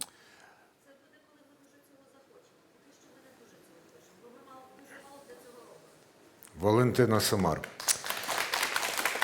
3 роки тому друг кримський татарин подарував мені оцю краватку. Я все думав, коли ж я її вдягну. І тут є дещо пов'язане із тим, про що казав Юсуф Курчкі. Насправді не треба чекати 26 лютого або 18 травня, щоб вдягти краватку із тамгою. І насправді нам треба знати, що означає оцей знак. І пам'ятати, 6 років спротиву не закінчується сьогодні. Ви дивилися і будете з 20-ї години знову дивитися спецпроєкт на Суспільному. А зараз новини Криму.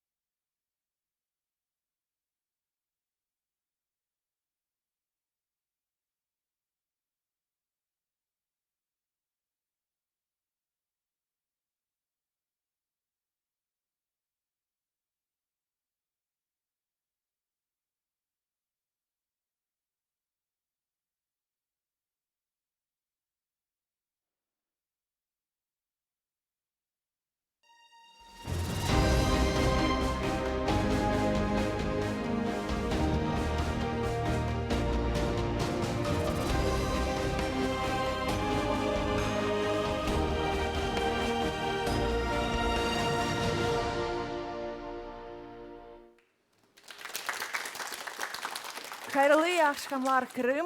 Добрий вечір. Хайрлах Шамлар, вільна частина України, Хайрлах Шамлар, окупований Донбас, Хайрлах Шамлар, доброго вечора.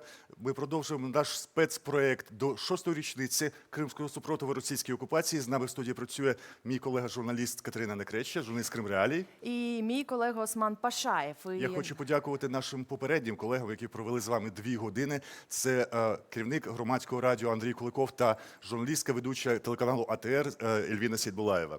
І зараз ми готові вже представити гостей у цій студії. І почнемо це робити. Валентина Самар, журналістка з Криму, Центр журналістських розслідувань. Ви незадоволені тим, що не вдалося поговорити про секторальні і персональні санкції.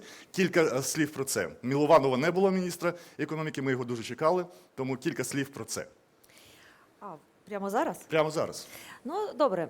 Я вважаю, що ті теми, на які варто було поговорити, попри те, що міністри не прийшли на цю зустріч, хоча їх запрошували, настільки я знаю, хотілося поговорити серйозно вже про ті речі, які пробуксовують усі 6 років і які допомагають окупантам утримувати Крим і які допомагають окупантам підривати дію західних санкцій. Це перезавантаження санкційної політики України, це скасування закону про весь Крим, який дискримінує кримчан і разом з тим підриває дію західних санкцій. Дякую, Валентина. Ми будемо більше говорити. Кілька слів, буквально 30 секунд. На початку наступний гість, ректор Таврійського національного університету Володимир Казарін. Будемо говорити про освіту. Є що сказати. Я думаю, что сегодня, 6 лет спустя, понятно, что система образования в Крыму потерпела крах, но одновременно хотелось бы, чтобы успех наш на территории свободной Украины тоже был более значительным. Кое-что надо в законодательстве изменить. Рефат Чубаров, голова Меджлісу кримсько-татарського народу. Вітаємо вас в цій студії. І, Рефат Ага, до вас питання таке, якщо можна, таке резюме сьогоднішнього дня. Чи задоволені ви тим, як українська влада говорить про Крим і тими заявами, які сьогодні звучали від президента України у тому числі? Маємо максимально мобілізовуватися самі і мобілізувати наших партнерів. Маємо спиратися на міжнародні організації, але дуже часто маємо бути локомотивами для міжнародних організацій. І в такому контексті я сьогодні задоволений тими розмовами, які були на міжнародному форумі. Перший заступник голови Меджлісу кримсько-татарського народу, народний депутат України, фракція «Європейська солідарність» Ахтем Чийгоз, про законодавчі ініціативи, які треба розглядати. Дуже коротко, які законопроекти треба негайно внести до Верховної Ради? Я казав і знову кажу, що Мікрофон. зараз часу немає, необхідно зміни до Конституції вносити, які є на це можливості в сьогоднішньому парламенті. Це стосується статусу автономії, і це буде дуже другим таким відчутним ударом по ворогу Путіну. Топонімія, зміни назв, повернення історичних назв після депортації, після Катерининської анексії – це розглядається чи ні? Ні, зараз я думаю, що першочередний політичні законопроекти. Він не тільки політичний, він дуже важливий в контексті міжнародного права, в контексті такого об'єднання суспільства в Україні, в контексті посилення влади України по визволенню нашого Криму. Дякую. Еміне Джапар, екс-заступниця Міністерства інформаційної політики. Так, Еміне, прошу оплески до всіх наших гостей. Еміне, питання до вас таке: чи продовжує нині влада ті починання, які були зроблені за вашою участю у тому числі? Частково продовжує. Очевидно, об'єднання Міністерства інформаційної політики, яке запускалось як відповідь російській пропаганді, мало брак ресурсу і людського, і фінансового, і об'єднання його із іншими відомствами не сприяє збільшенню цього функціоналу. І я вважаю, що якраз в цьому напрямку є що робити. Втім, сьогоднішній, наприклад, форум є продовження того, що ми закладали як реалізацію стратегії інформаційної реінтеграції АРК та міста Севастополя, які уряд прийняв ще в 2018 році. Ірина Верещук, народний депутат України, представниця монобільшості, представниця «Слуги народу», яка дуже багато коментує кримсько-татарську тематику, бере участь постійно в ефірах телеканалу АТР. І от ваша попередня колега Олена Мошенець, яка була на цьому шоу, казала, що на фракції не обговорюються питання і не піднімалося питання кримсько-татарської автономії. Ви кажете про те, що обговорюються і різні думки. Скажіть все ж таки, що відбувається в «Слузі народу» і які думки там панують? Моя колега Мошенець права. Ми не обговорювали на фракції питання надання статусу кримсько-татарському народу автономії. Напевно, було замало проведено роботи підготовчої. Я, наприклад, Ви готові готуючись... внести ці... Зараз я закінчу. Готуючись до програми, хотіла знайти соціологію, щоб побачити, як українці Вона різна. реагують. Було і 12%, Так. і понад 50%. Може, Вона треба різна, проактивно діяти, то, пані Ірино? власне, тепер треба діяти проактивно, бо я бачу, що та соціологія на тому рівні, на якому ми зараз знаходимося, не відповідає, власне, тому, аби ми вносили Ви готові зміни в внести Конституцію. законопроект Ще раз монобільшості кажу, до зали? я не бачу фундаменту, на якому можна його внести. Дякую. Пані Ірина Верещук, «Слуга народу». І Антон Кориневич, постійний представник президента України в Автономній Республіці Крим. Вітаємо вас.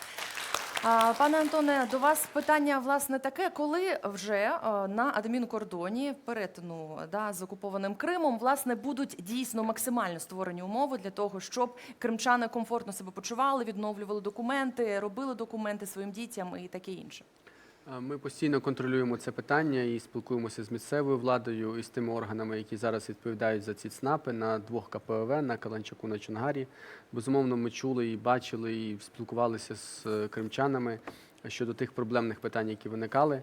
Сьогодні можу сказати, що дійсно є абсолютне бажання і місцевої влади, і колег, які контролюють ці ЦНАПи, максимально їх зробити ефективними. Там вже збільшилася значно кількість подачі заяв і, відповідно, кількість тих людей, які проходять ці сервіси.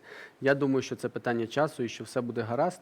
Обов'язково ми це питання контролюємо, моніторимо. Ми запланували певні спільні візити з представниками правозахисних неурядових організацій на ці ЦНАПи, на ці КПВВ, для того, щоб дивитися, що насправді відбувається. Але я бачу насправді, що Дякую, пане немає Антоне, дуже негативу, коротко, є тільки бо не позитив. встигаємо. Світлана Критович, керівниця Головного управління вищої освіти Міністерства освіти і науки України. Освіта дуже важлива. Щодо, будь ласка, середніх шкіл в місті Києві і в урбанізованих частинах України щодо з кримсько-татарської мови навчання, чи є такі ініціативи? І загально для мешканців Криму, чи вийдуть абітурієнти з цих гетто вишів, до яких вони могли поступати, чи будуть грантові програми до будь-якого вишу для абітурієнтів з Криму? Ми можемо говорити сьогодні про розширення мережі вишів, які будуть запропоновані для вступу, для спрощеного вступу дітям з тимчасово окупованих територій. Про які спрощення йдеться мова? Спрощені умови, ми вкотре говоримо, з 2016 року існують такі умови, без ЗНО, без атестату вони приходять і мають право отримати місце державного замовлення. Дякую. Прошу. Юсуф Куркчі, колишній замміністра з питань тимчасово окупованих територій.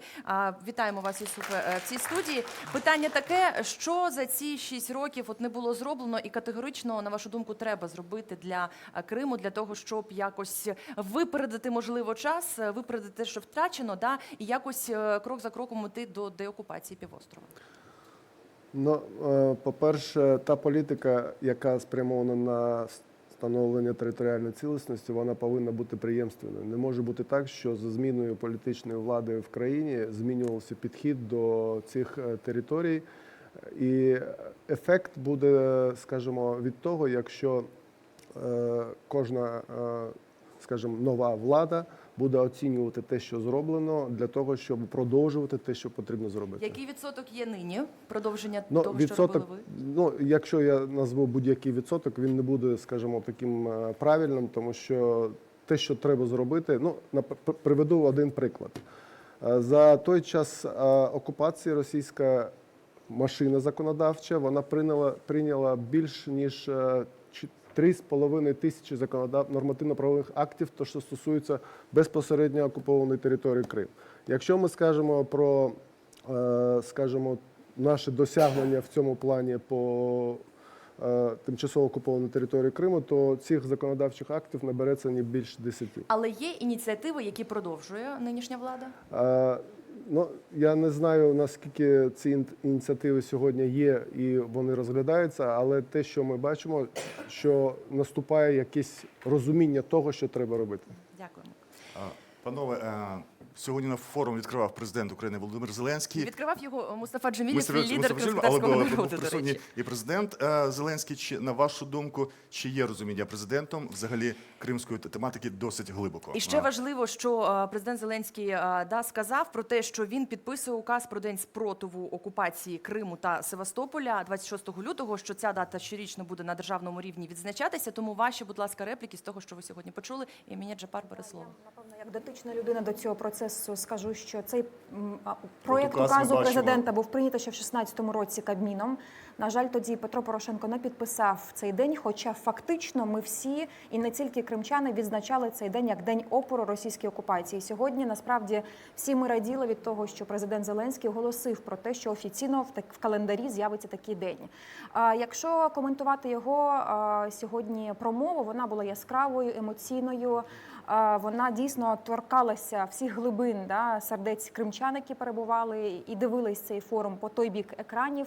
Єдине, що я не почула від президента, це певної артикуляції політики щодо питання кримськотатарської національної автономії. Очевидно, через те, що немає певної позиції у влади з приводу цього. Ну, і я не знаю, чи це офіційний текст указу, бо ми не бачимо тут, хто країна-окупант, до речі, якщо ви читали. Дійсно, Голова Меджлісу кримськотатарського народу Ріфат Чубаров. Чи знайомилися ви з цим? Ну, да, дійсно, тут на назві, можливо, ще коректори мали би попрацювати. Тут треба було День спротиву російської окупації Криму, чи Автономної Республіки Крим і так далі. Але добре, що цей указ підписаний. Я хотів би сказати, що зранку деякі користувачі Фейсбуку були в розпачі. Я читав такі їхні роздратування в тому, що УНІАН дав на Укрнеті День кримськотатарського спротиву. А я пам'ятаю дискусію з Еміня Джапар і з іншими людьми. І дійсно, коли ми визначали тоді в проєкті постанови Кабміну, ми, кримські татари, на Меджлісі свідомо пішли на формулювання кримського опору, бо ми розуміли, що хоча нас було більшістю, але там серед мітингуючих були люди різних національностей, і тому це кримський опір. І я пропоную все ж таки перейти до тої серйозної частини розмови, в якій мав брати участь пан... Одну репліку, і ми будемо говорити про економіку. Я вдячний Президенту? колегам з парламенту, і не треба зараз посилатись на минулі часи. Це була ініціатива депутатів парламенту, і тому вважаю, це такий законченої фази цієї роботи. І наперед ми також будемо з колегами таку ініціативу проявляти. Дякую, пані Ірино. Дякую, пане Ахтеме.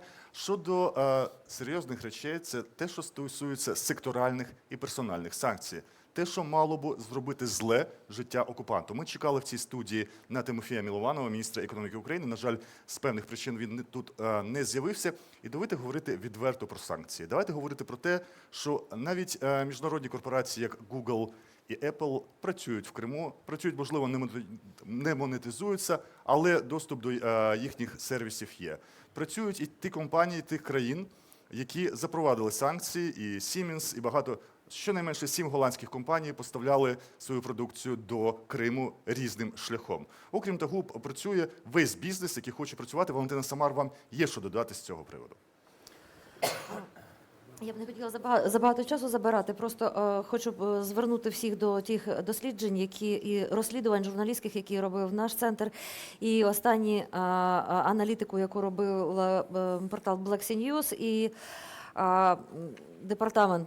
Кримський департамент Майдану закордонних справ, титанічна робота Тетяни Гучакової, яка звела в одну таблицю санкції українські РНБО, санкції ЄС і санкції США, для того, щоб порівняти, наскільки вони синхронізовані чи розсинхронізовані. Ми минулого року робили розслідування і порівняли українські санкційні списки і американські, і знайшли більше 70 фізичних та юридичних осіб із найближчого оточення Путіна, політики, урядовці та їхні компанії, які чомусь РНБО України загубило у наших списках. Що це означає? Це означає, що в Україні дуже слабка політика. Якщо ми подивимося на той закон, який у нас є, він там 6 малесеньких статей, немає ні механізму, немає ні покарання за порушення тих же санкцій. І Україна до цього часу у законний спосіб, як це має бути за законом, не вела жодної секторальної санкції. В той час, як Європейський Союз, ми знаємо, за незаконну анексію Криму, ввів секторальні санкції щодо Криму.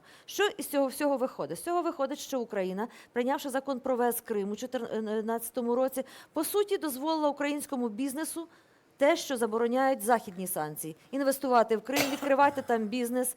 І ми знаємо, скільки туди поставлялося і товарів до громадянської блокади Криму, ініційованої Меджлісом кримськотатарського народу. І до кінця 2015 року туди поставлялася електроенергія. І сьогодні, на жаль, і на рівні голови фракції правлячої партії звучать якісь розсуди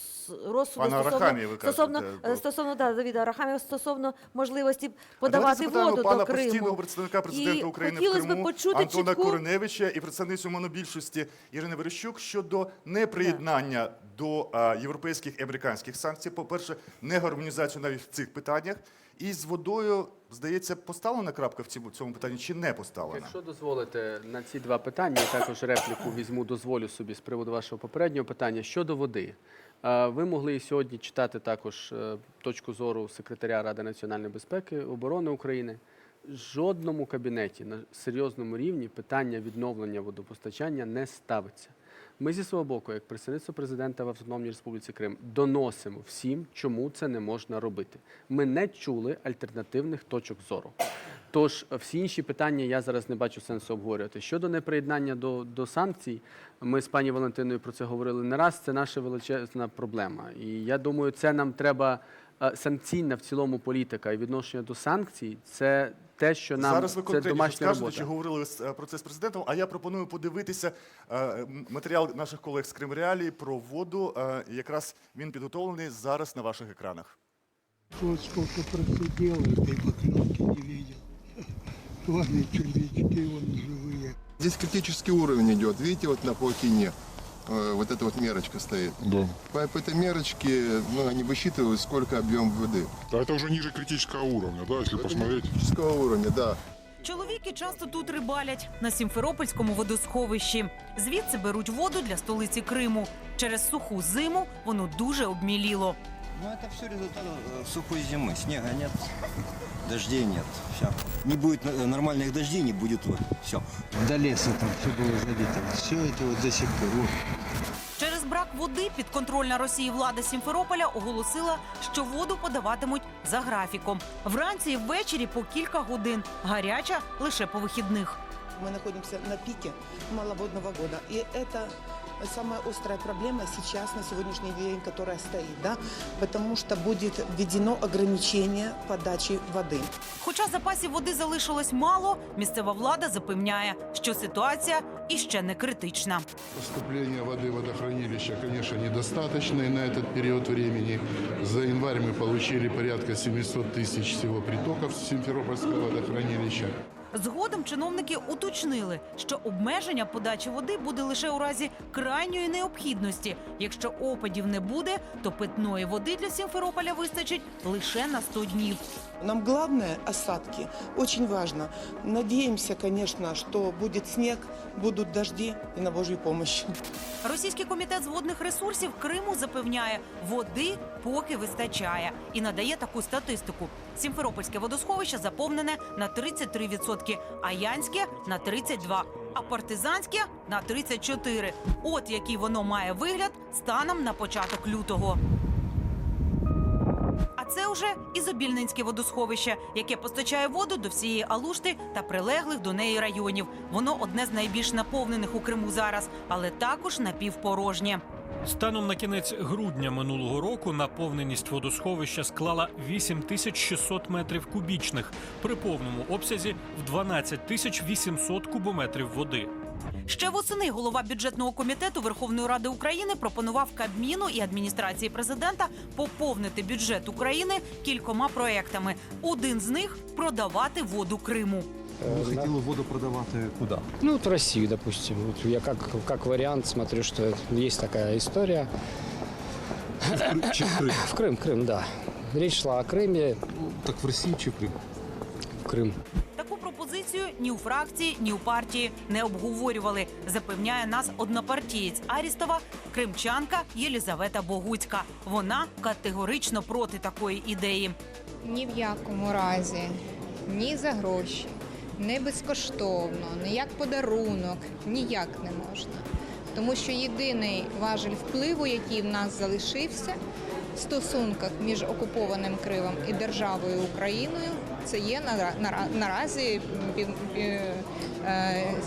Північно-Кримський канал. Енергетична блокада і перекриття Північно-Кримського каналу – це санкції проти Росії через окупацію Криму. І тому ніякої торгівлі з Росією не може бути, наполягає Мустафа Джемілєв, лідер кримськотатарського народу. Какая-либо торговля с Крымом, с оккупированной территорией, с нашей точки зрения, с точки зрения западных партнеров, является нарушением санкций. Так вот эти люди, которые говорят, что надо еще для бюджета подзаработать, хотят нарушить вот эту систему. Чи потрібна вода Криму? Питання риторичне досить. Чи хотіли б в Росії, і окупаційна влада в Криму, щоб вода з Криму по північному каналу вона пішла? Це таке, знаєте, також питання очевидне, тому що реакція в Росії або ж в Криму на такі можливі заяви, що Київ може дати воду Криму, вона така досить яскрава. Вони зацікавлені в тому. Антон Кориневич, можете завершити про воду? Все ж таки не обговорюється, ви кажете, у провладних кабінетах. Це питання не стоїть. Деякі експерти кажуть про те, що, можливо, таким чином, такими зливами в інформаційний простір просто прощупували, як буде реагувати суспільство взагалі на такі заяви. Що скажете? Мені цей аспект важко коментувати, тому що ми можемо коментувати тільки те, що ми проговорюємо, про що ми спілкуємося. Але ж ви бачили, ось депутат Арістов, потім Арахамія. Я ще раз кажу, що офіційної позиції щодо якоїсь зміни тієї ситуації, яка є сьогодні, ми не чули ні від кого. Ні в уряді, ні в парламенті, ні в Офісі Президента. Тож я думаю, що це питання сьогодні знаходиться на тій позиції, на якій воно знаходилося до цього. Тобто води в Крим до деокупації не буде. Я нагадаю нашим глядачам, на телеканалі «Суспільне Крим» спеціальний проєкт присвячений 6-й річниці кримському супротиву російській окупації півострова. І Ірина Верещук, ви так і не відповіли. Приєднання до секторальних і персональних санкцій. Коли це Україна зробить? Критика обґрунтована, дійсно, за Коли роки. це Україна зробить? Дякую. Можна я відповім? Я почула питання. Ви Я відповідаєте добре завжди почула. так, як вам А ви хочеться, тому ставите я питання пропоную так, все ж як таки вам зручно. відповісти вже на це Я запитання. дякую. Я розпочала відповідати. Дякую. Дякую. Отже, критика обґрунтована. Ми справді не маємо чіткої політики в даному випадку, але парламент не сидить і не дрімає. Я в тому числі стала ініціатором законопроекту Закону України про Національне агентство України з питань подолання наслідків збройної агресії Російської Федерації. Туди буде включена міжнародно-правова дипломатична робота щодо в тому числі і секторальних санкцій, в тому числі і персональних, індивідуальних, і секторальних, тобто напрацювання консолідованої претензії до Російської Федерації. Співініціаторами стали репліка можлива, я інші тему ще голосу депутати. і вам. У нас приєднався до нас ще один гість, міністр закордонних справ України 14-19 років Павло Клімкін. Вітаю вас. Пані Ірино, чи можете ви сказати за вашими оцінками, коли це реально може статися, з усією бюрократією і таке інше? І коли ви розраховуєте це станеться? Законопроект зареєстровано, є на сайті. Як тільки ми завершимо питання з 217810, про вільний обіг земель сільськогосподарського призначення, даний проект буде внесено в Валентина залу. Самар. Ви знаєте, дуже важко говорити, нікого з уряду немає. Справа в тім, що це проблема страшна, системна, це відсутність інституціональної пам'яті, що називається. Да? Тому що ми прекрасно знаємо, що в кінці 18-го року, в грудні 18-го року, Кабінетом міністрів України була створена міжвідомча група робоча, яка мала напрацювати новий закон про санкції. І вона його напрацьовувала. Співголовами цієї групи робочої були заступники міністрів закордонних справ та юстиції.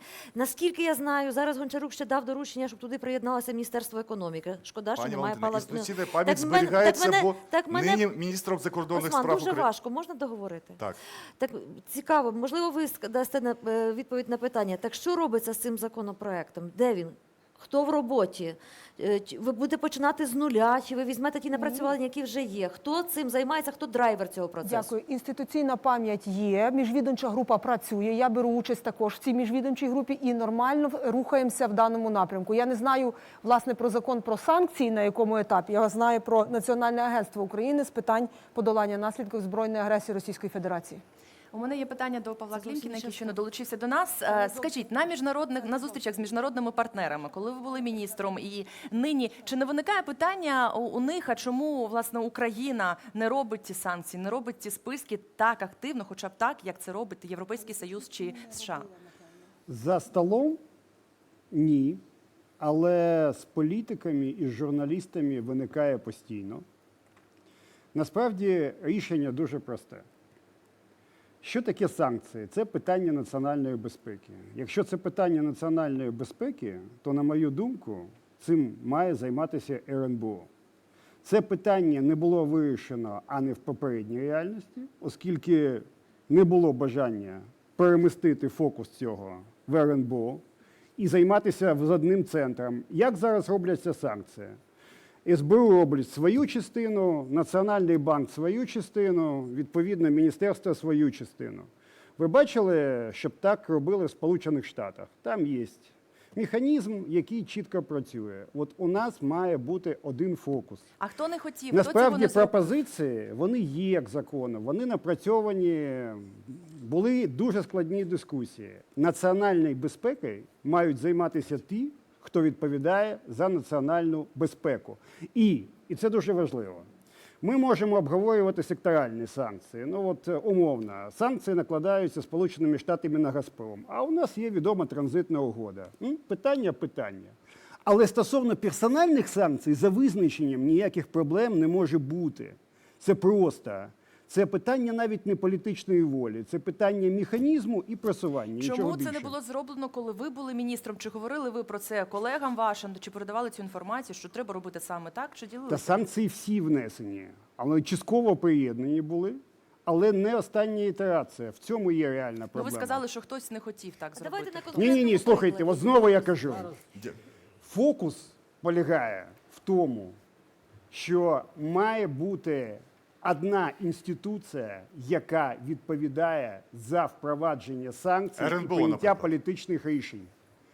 Тільки політичні рішення стосовно санкцій працюють, оскільки це знову-таки політика. Чому такого рішення не було ухвалено? А це запитайте тоді. Тобто не було політичної волі перемістити це на майданчик РНБО. Коротко, у нас багато тем ще не розкрито. Ахтем Чийгоз, одна репліка і перейдемо до вишів університетів Криму, які під санкціями. Я ще раз нагадую, що не треба постійно повертатися до минулого. минулого. А чому не треба? Зараз. Ви стільки питання задаєте, що нам не вистачає часу відповісти. Тобто зараз ми намагаємось в парламенті брати таку ініціативу. І по тимчасово цьому вільному економічній зоні ми працюємо зі фракціями. Ми зараз кажемо і про воду. Тобто Арахамія, як глава фракції, таку провокацію він зробив, але більшість, в тому числі монобільшості, це не підтримує. Тобто є такі,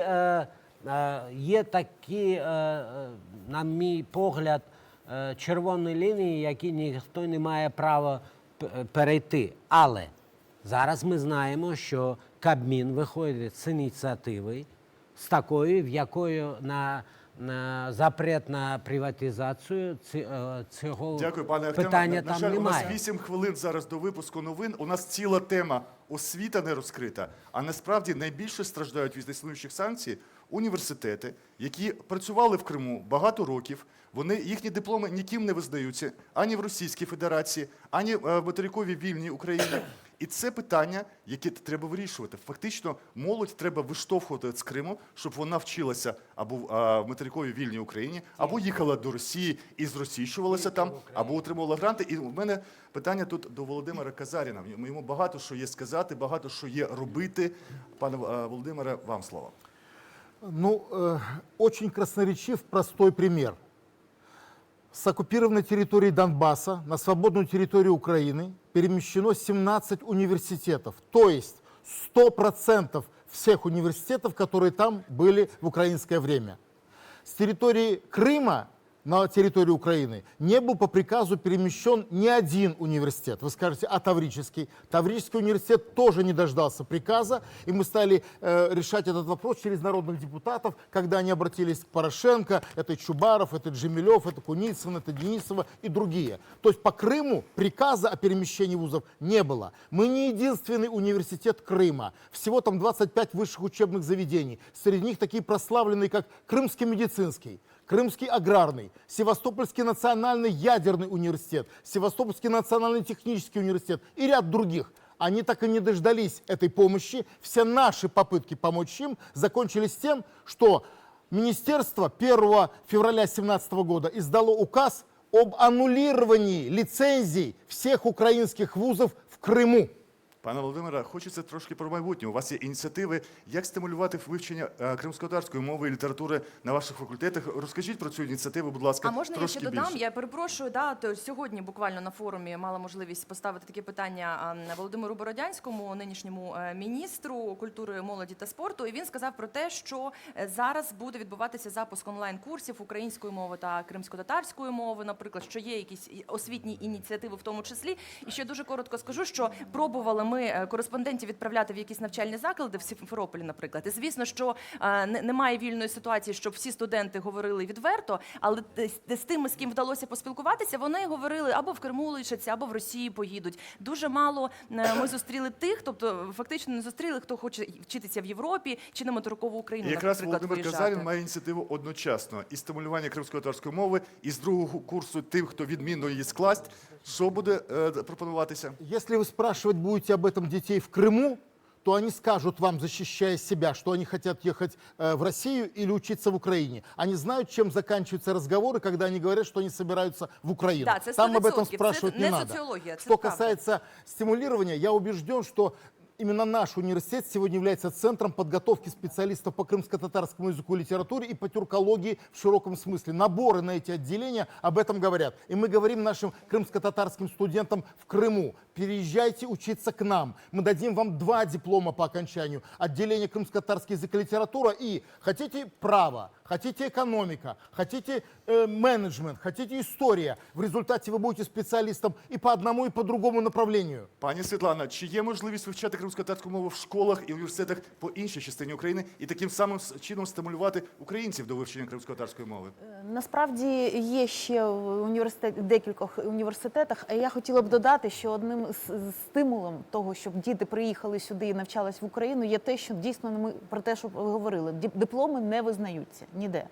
І вже тисячі, я так і говорю, людей, які отримали дипломи на окупованій території, звертаються до міністерства, до вишів, бо є певна процедура атестації на визнання здобутих кваліфікацій і періодів навчання. Тобто вони можуть отримати український диплом, пройшовши певну процедуру. І це дійсно дуже великий такий момент і показник того, що дипломи не визнаються не У в нас Україні. хвилина до новин, і моє питання більше філософське. Це питання Євгена Глюбовицького, українського філософа, візіонера, який каже: вся Україна зі школи потрохи має вивчати кримськотатарську мову. Вся Україна. Як ви це бачите? Ну, це можливо поступово, коли, бачите, 6-та річниця. Поступово звідки треба починати? З- Так, звичайно, я пане думаю, голова, що- голова Меджлісу кримськотатарського народу і Світлана Кірович. Вибачте, що я так перебив, нахально трошечки взяв слово. Спецпроєкт у вас називається «До 6-ї річниці Дня кримського спротиву російській окупації». Я б дуже хотів би, щоб в цій студії, як і в інших, говорили би про ті самі проблеми, які нам допомагають скоротити термін повернення Криму і відновлення державного суверенітету України над Кримом. Нас зараз дивляться в Криму. Так. Я хотів би, щоб просто ви Ми виходили про з це того, що вони обов'язково виходять. поговоримо після Ні, реклами, ну це ви вже після поговорите, новин. я вже піду. Вони хочуть, щоб ви поговорили про те, щоб ми туди повернулися і там відкривали школи, а не тут. Хто хоче? Ну, наші люди там, в Криму. Ні, Так. і тут також. Але я хотів би, щоб просто не розмазувалися, говорили. Ми ще не що перейшли чекають на Криму. новини, пане Рифате, ми ще чекаємо. Я маю на- йти, на просто виступ. вибачте мене. Дякую дуже. Голова Меджлісу кримськотатарського народу Рифат Чубаров. А ви маєте що сказати по моєму запитанню? Все починається з історії, вивчення історії. І дійсно, дякую, пане Курчі, якщо ми дійсно запровадимо в школи вивчення історії України для дітей, які повертаються з Криму, історії Криму для дітей, які навчаються в наших школах, ми прийдемо і до того, щоб вирішити питання вивчення мови кримсько-татарської в деяких навчальних закладах. Світлана Критович, начальник Головного управління вищої освіти Міністерства освіти і науки України. Дякую. І, можливо, ще ми встигаємо. Антон Коріневич хотів взяти Просто слово. дуже мало даєте часу на реакцію. Я б просто хотів би зазначити, що ми з президентом проговорювали питання два щодо освіти. Перше – створення спеціального фонду для обдарованих дітей з Криму. Звичайно, кримсько-татарські діти будуть брати участь в цьому. Друге, Це передбачає як створення школи? Чи це фонд? передбачає фонд, який буде спонсорувати, умовно, як ендавмент, Ага, як ендавмент, стипендії. так, Так. зрозуміло. Тобто це в роботі зараз. Друга річ, яка вже зараз теж пропрацьовується, зробити освіту на підконтрольній Україні території більш привабливою. Тобто, щоб не було оцих от гетто, щоб було більше можливостей. Тому це теж пропрацьовується, і президент дав доручення з цим працювати. Я ще хотів би зазначити дві речі, про які ми говорили. Перша річ, мені здається, що промова пана президента була дуже вдалою. Я думаю, що те, що він сказав про кримських татар щодо відновлення історичних прав кримсько-татарського народу, це хороша реперна точка для роботи в подальшому. І ви знаєте, коли ми готували, так, безумовно, те, що каже пан Чийгоз, було звернення 150 народних депутатів. Ми, представництво президента, подали цей проект указу трошки раніше. Для нас було важливо, щоб там були оці, знову ж таки, важливі моменти. Мітинг 26 лютого, кримські татари як основа. Мені здається, що це там є. Дякую, тому... Антон Коріневич, постійний представник президента України в Автономній Республіці Крим. Є репліка Світлани Критович. Буквально, бо у нас новини. Да, якраз щодо виходу з гетто, як говорили, ми в цьому році плануємо розширити мережу освітніх центрів Крим, Україна, Донбас, Україна. Їх буде вдвічі більше. Тобто це і є вихід за межі інших областей. Я впевнена в тому, що ми говоримо про всі питання, про які говоримо. Фактично таким бліц у нас, да, але це все важливо для Криму в тій ситуації, в якій окупований Крим нині є, і в тій ситуації, в якій є сьогодні українська влада, в тому числі, щоб вирішувати якісь важливі питання. Тому ми продовжимо обов'язково цю розмову, і це станеться вже за кілька хвилин після новин. А зараз на Суспільне Крим новини Кримсько-татарської нової Хабіберс з Сильвіною Халіловою.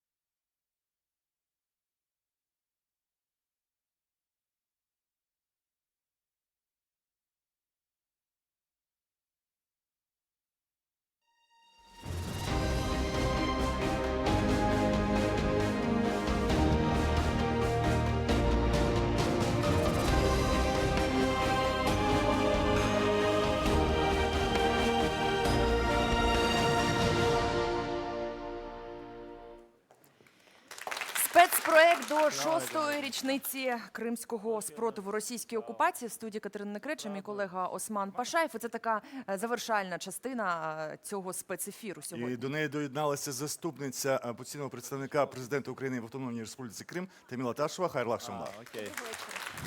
Ректор Таврійського університету, що наразі в Києві, університет-переселенець Володимир Казарін також в цій студії.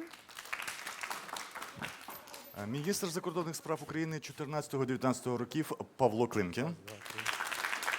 І екс-заступниця міністра інформаційної політики Еміне Джапар. Вітаємо всіх і вітаємо всіх тих, особливо, хто дивиться цей ефір в Криму. Ми розуміємо, що тут з кожним експертом можна годинами говорити насправді про ті чи інші проблеми, це правда, але я думаю, що за сьогоднішній день ми дуже багато важливих тем оголосили, підняли тут, і це справді важливо, тому що ми тут в Києві, ми там не можемо працювати в Криму, наш постійний глядач це знає, але ми робимо максимально все, щоб інформація до вас на окупованому півострові доходила. І щоб ви її отримували, і головне, щоб ті питання, які хвилюють вас, ми ставили у таких студіях, на таких ефірах.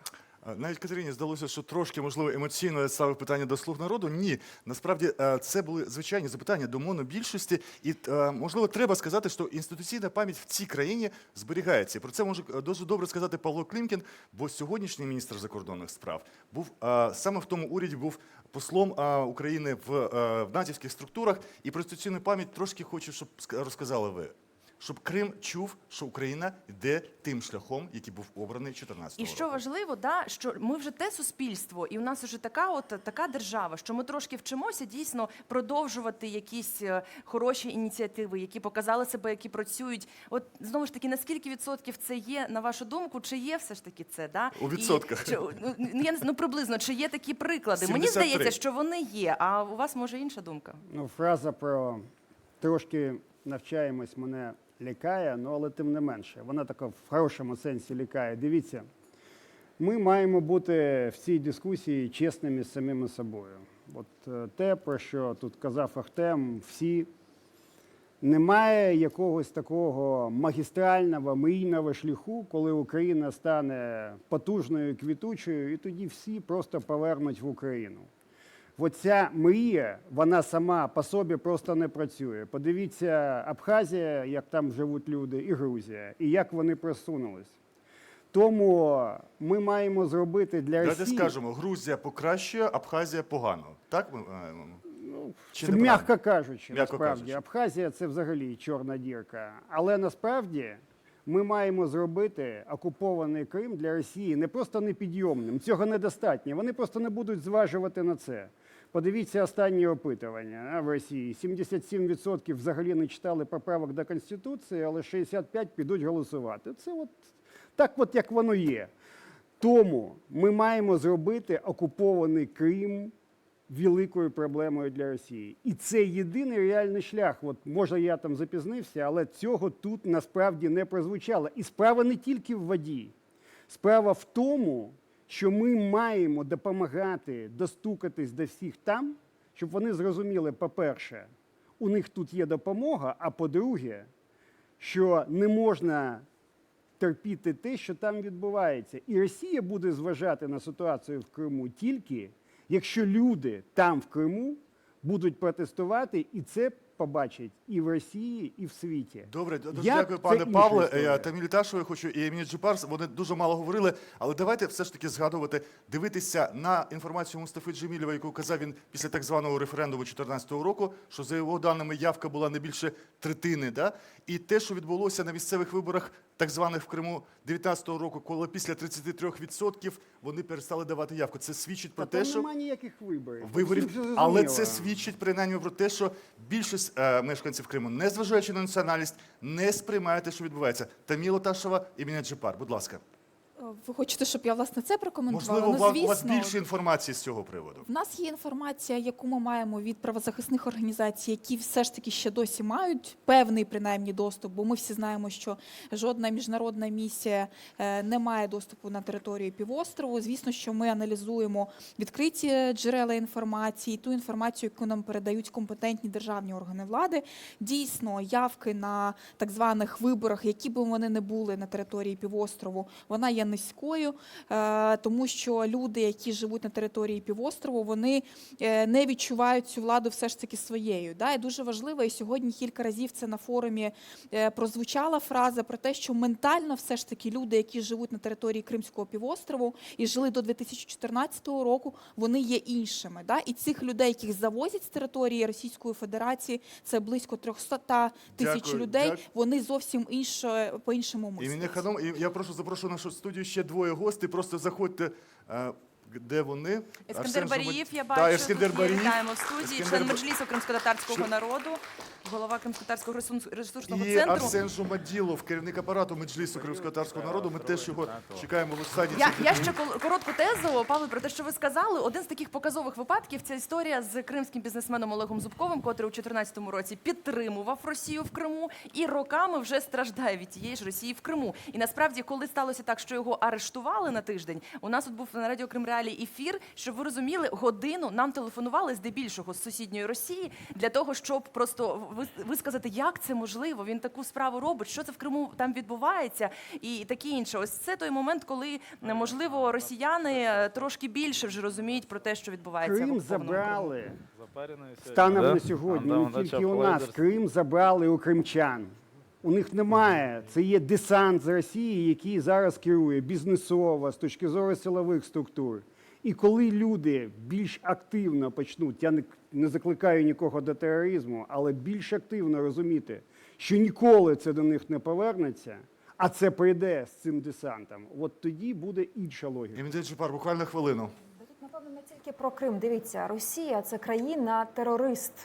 І це стосується 140 мільйонів громадян Російської Федерації, яка сьогодні приречена жити з тим режимом, за яким живе. І всі ці фактично гроші, які вкладає Російська Федерація в свої ЗМІ, в свою пропаганду, виключно з однією метою – переконати, що життя краще, ніж насправді. А життя, воно не є гарним, особливо на окупованій території.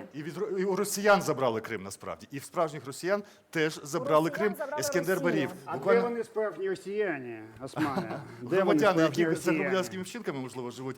Ескендер Баріїв, ми зовсім не порушили сьогодні питання мирної ходи на Крим. Це інформація лунає постійно. Що про це? Йдеться мова про цю ходу на Крим 3 травня. І розкажіть, будь ласка, про мітинг під посольством, наскільки багато людей зібралося. Ну, только что я вернулся, мы проводили митинг возле посольства Российской Федерации. Этот митинг у нас назывался, или акция в контексте международной акции, которую мы сегодня объявили. Акция называется «6 лет оккупации Крыма, 6 требований к агрессору». И, соответственно, это первая акция в рамках кампании «Нет Нормандии без Крыма». То есть мы много лет говорили, на протяжении всех этих лет говорили о различных площадках переговорных, но во всех этих площадках или платформах не участвовала Российская Федерация. Это основная проблема. И поэтому в последнее время или на протяжении последних лет речь была о том, что нам нужно, чтобы у нас была коалиция союзников Украины. И слава богу, это смогли создать, и коалиция, именно больше западные страны, они системно уже на протяжении нескольких лет поддерживают резолюцию Генеральной Ассамблеи ООН, принимают резолюции и парламентской ассамблеи, и ряда других организаций международных, и таким образом дают определенный посыл и солидарность с Украиной. Но мы видим, что этого недостаточно, хотя эффективность санкций есть.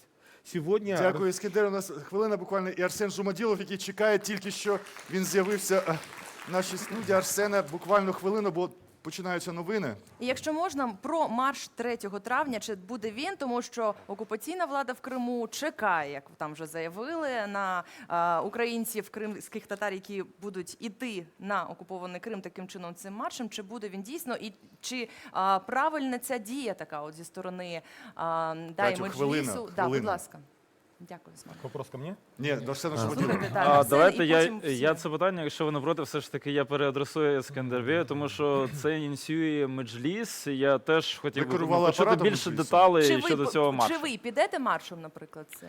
Давайте дізнаємось більше деталей про те, які цілі цього маршу, як він відбудеться. Можливість продовжити наше ток-шоу о 9-й годині новини. Тільки що обіцяли продовжити на півгодини, але щось змінилося, тому дивимося новини на Першому національному. Ой, я даю.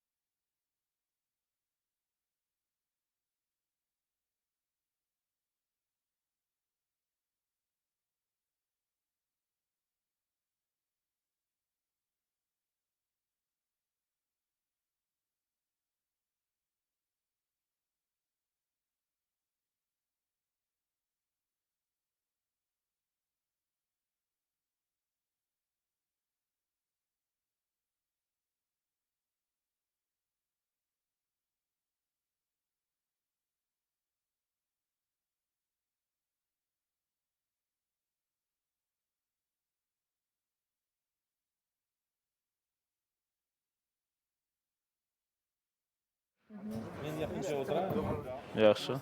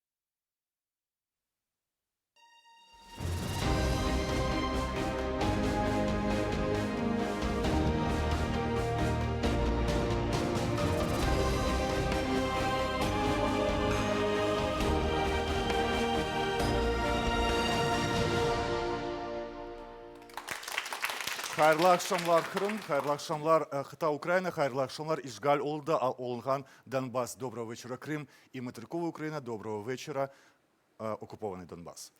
З нами, ми з вами, Осман Пашаєв, Катя Некреча і спікери в цій студії. Лишається небагато часу для того, щоб так тезово проговорити, але це спецпроект до 6-ї річниці Дня кримсько-татарського спротиву російській окупації. Саме тому ми сьогодні дуже багато говоримо про багато тем, але все влучно, як Все на ж мене. таки кримського супротиву по указу президента. І голова Меджлісу сказав кримського, здається, щоб це узагальнити, об'єднати всіх мешканців Криму до цього супротиву.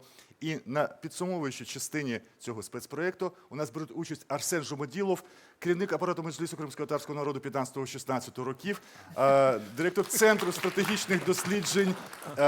Скажіть самі назву своєї організації. Кримський інститут стратегічних досліджень. І топ-менеджер ще і однієї з компаній по медичних закупівель державної компанії Арсен Жумаділов. Ескендер Барієв, член Меджлісу кримсько-татарського народу, керівник Кримсько-татарського ресурсного центру. Еміне Джапар, перша заступниця міністра інформаційної політики в 16-19 роках.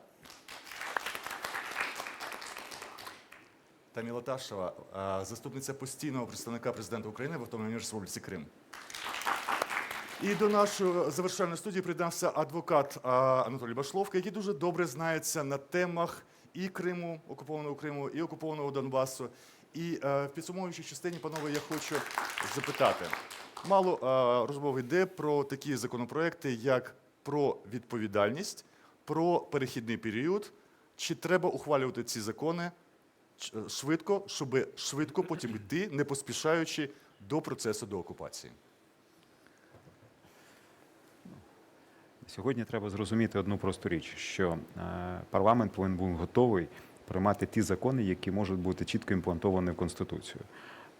Питання полягає з Конституцією, тому що сама Конституція на сьогодні вона не відповідає тій дійсності, яка існує.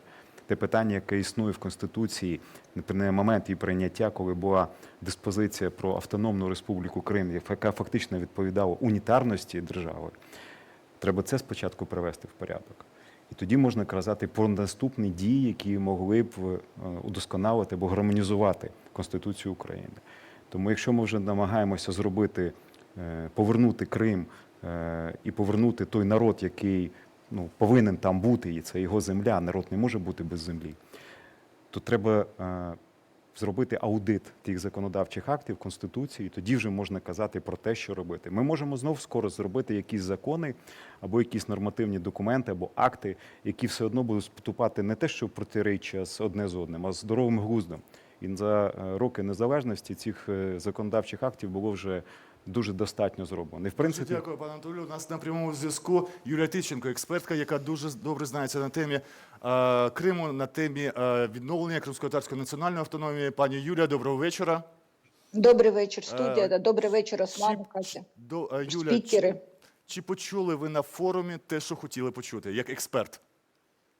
Ну, так, певні меседжі, звичайно, я почула, принаймні для мене це важливо, ну так, доволі метафорично, щодо цих конспірологічних речей, як заперечення Крим на Донбас, я почула, ну і мене це задовольнило відповідні відповіді президента, принаймні. Я почула про зусилля там стосовно мір довіри, які потрібно розвивати як політику по відношенню до наших громадян, які сьогодні проживають в Криму, власне, да? Тобто я почула про ті ризики мілітаризації, власне, сьогодні ситуації в Криму і про певну неготовність сьогодні України, зокрема там критичної інфраструктури, тобто багато речей. Але, скажімо так, я, ну, принаймні не почула, можливо, я була неуважна, да? Я достатньою мірою не почула про от ті, ну, сюжети, про які говорив там попередній колега, зокрема, ну, ухвалення відповідного законодавства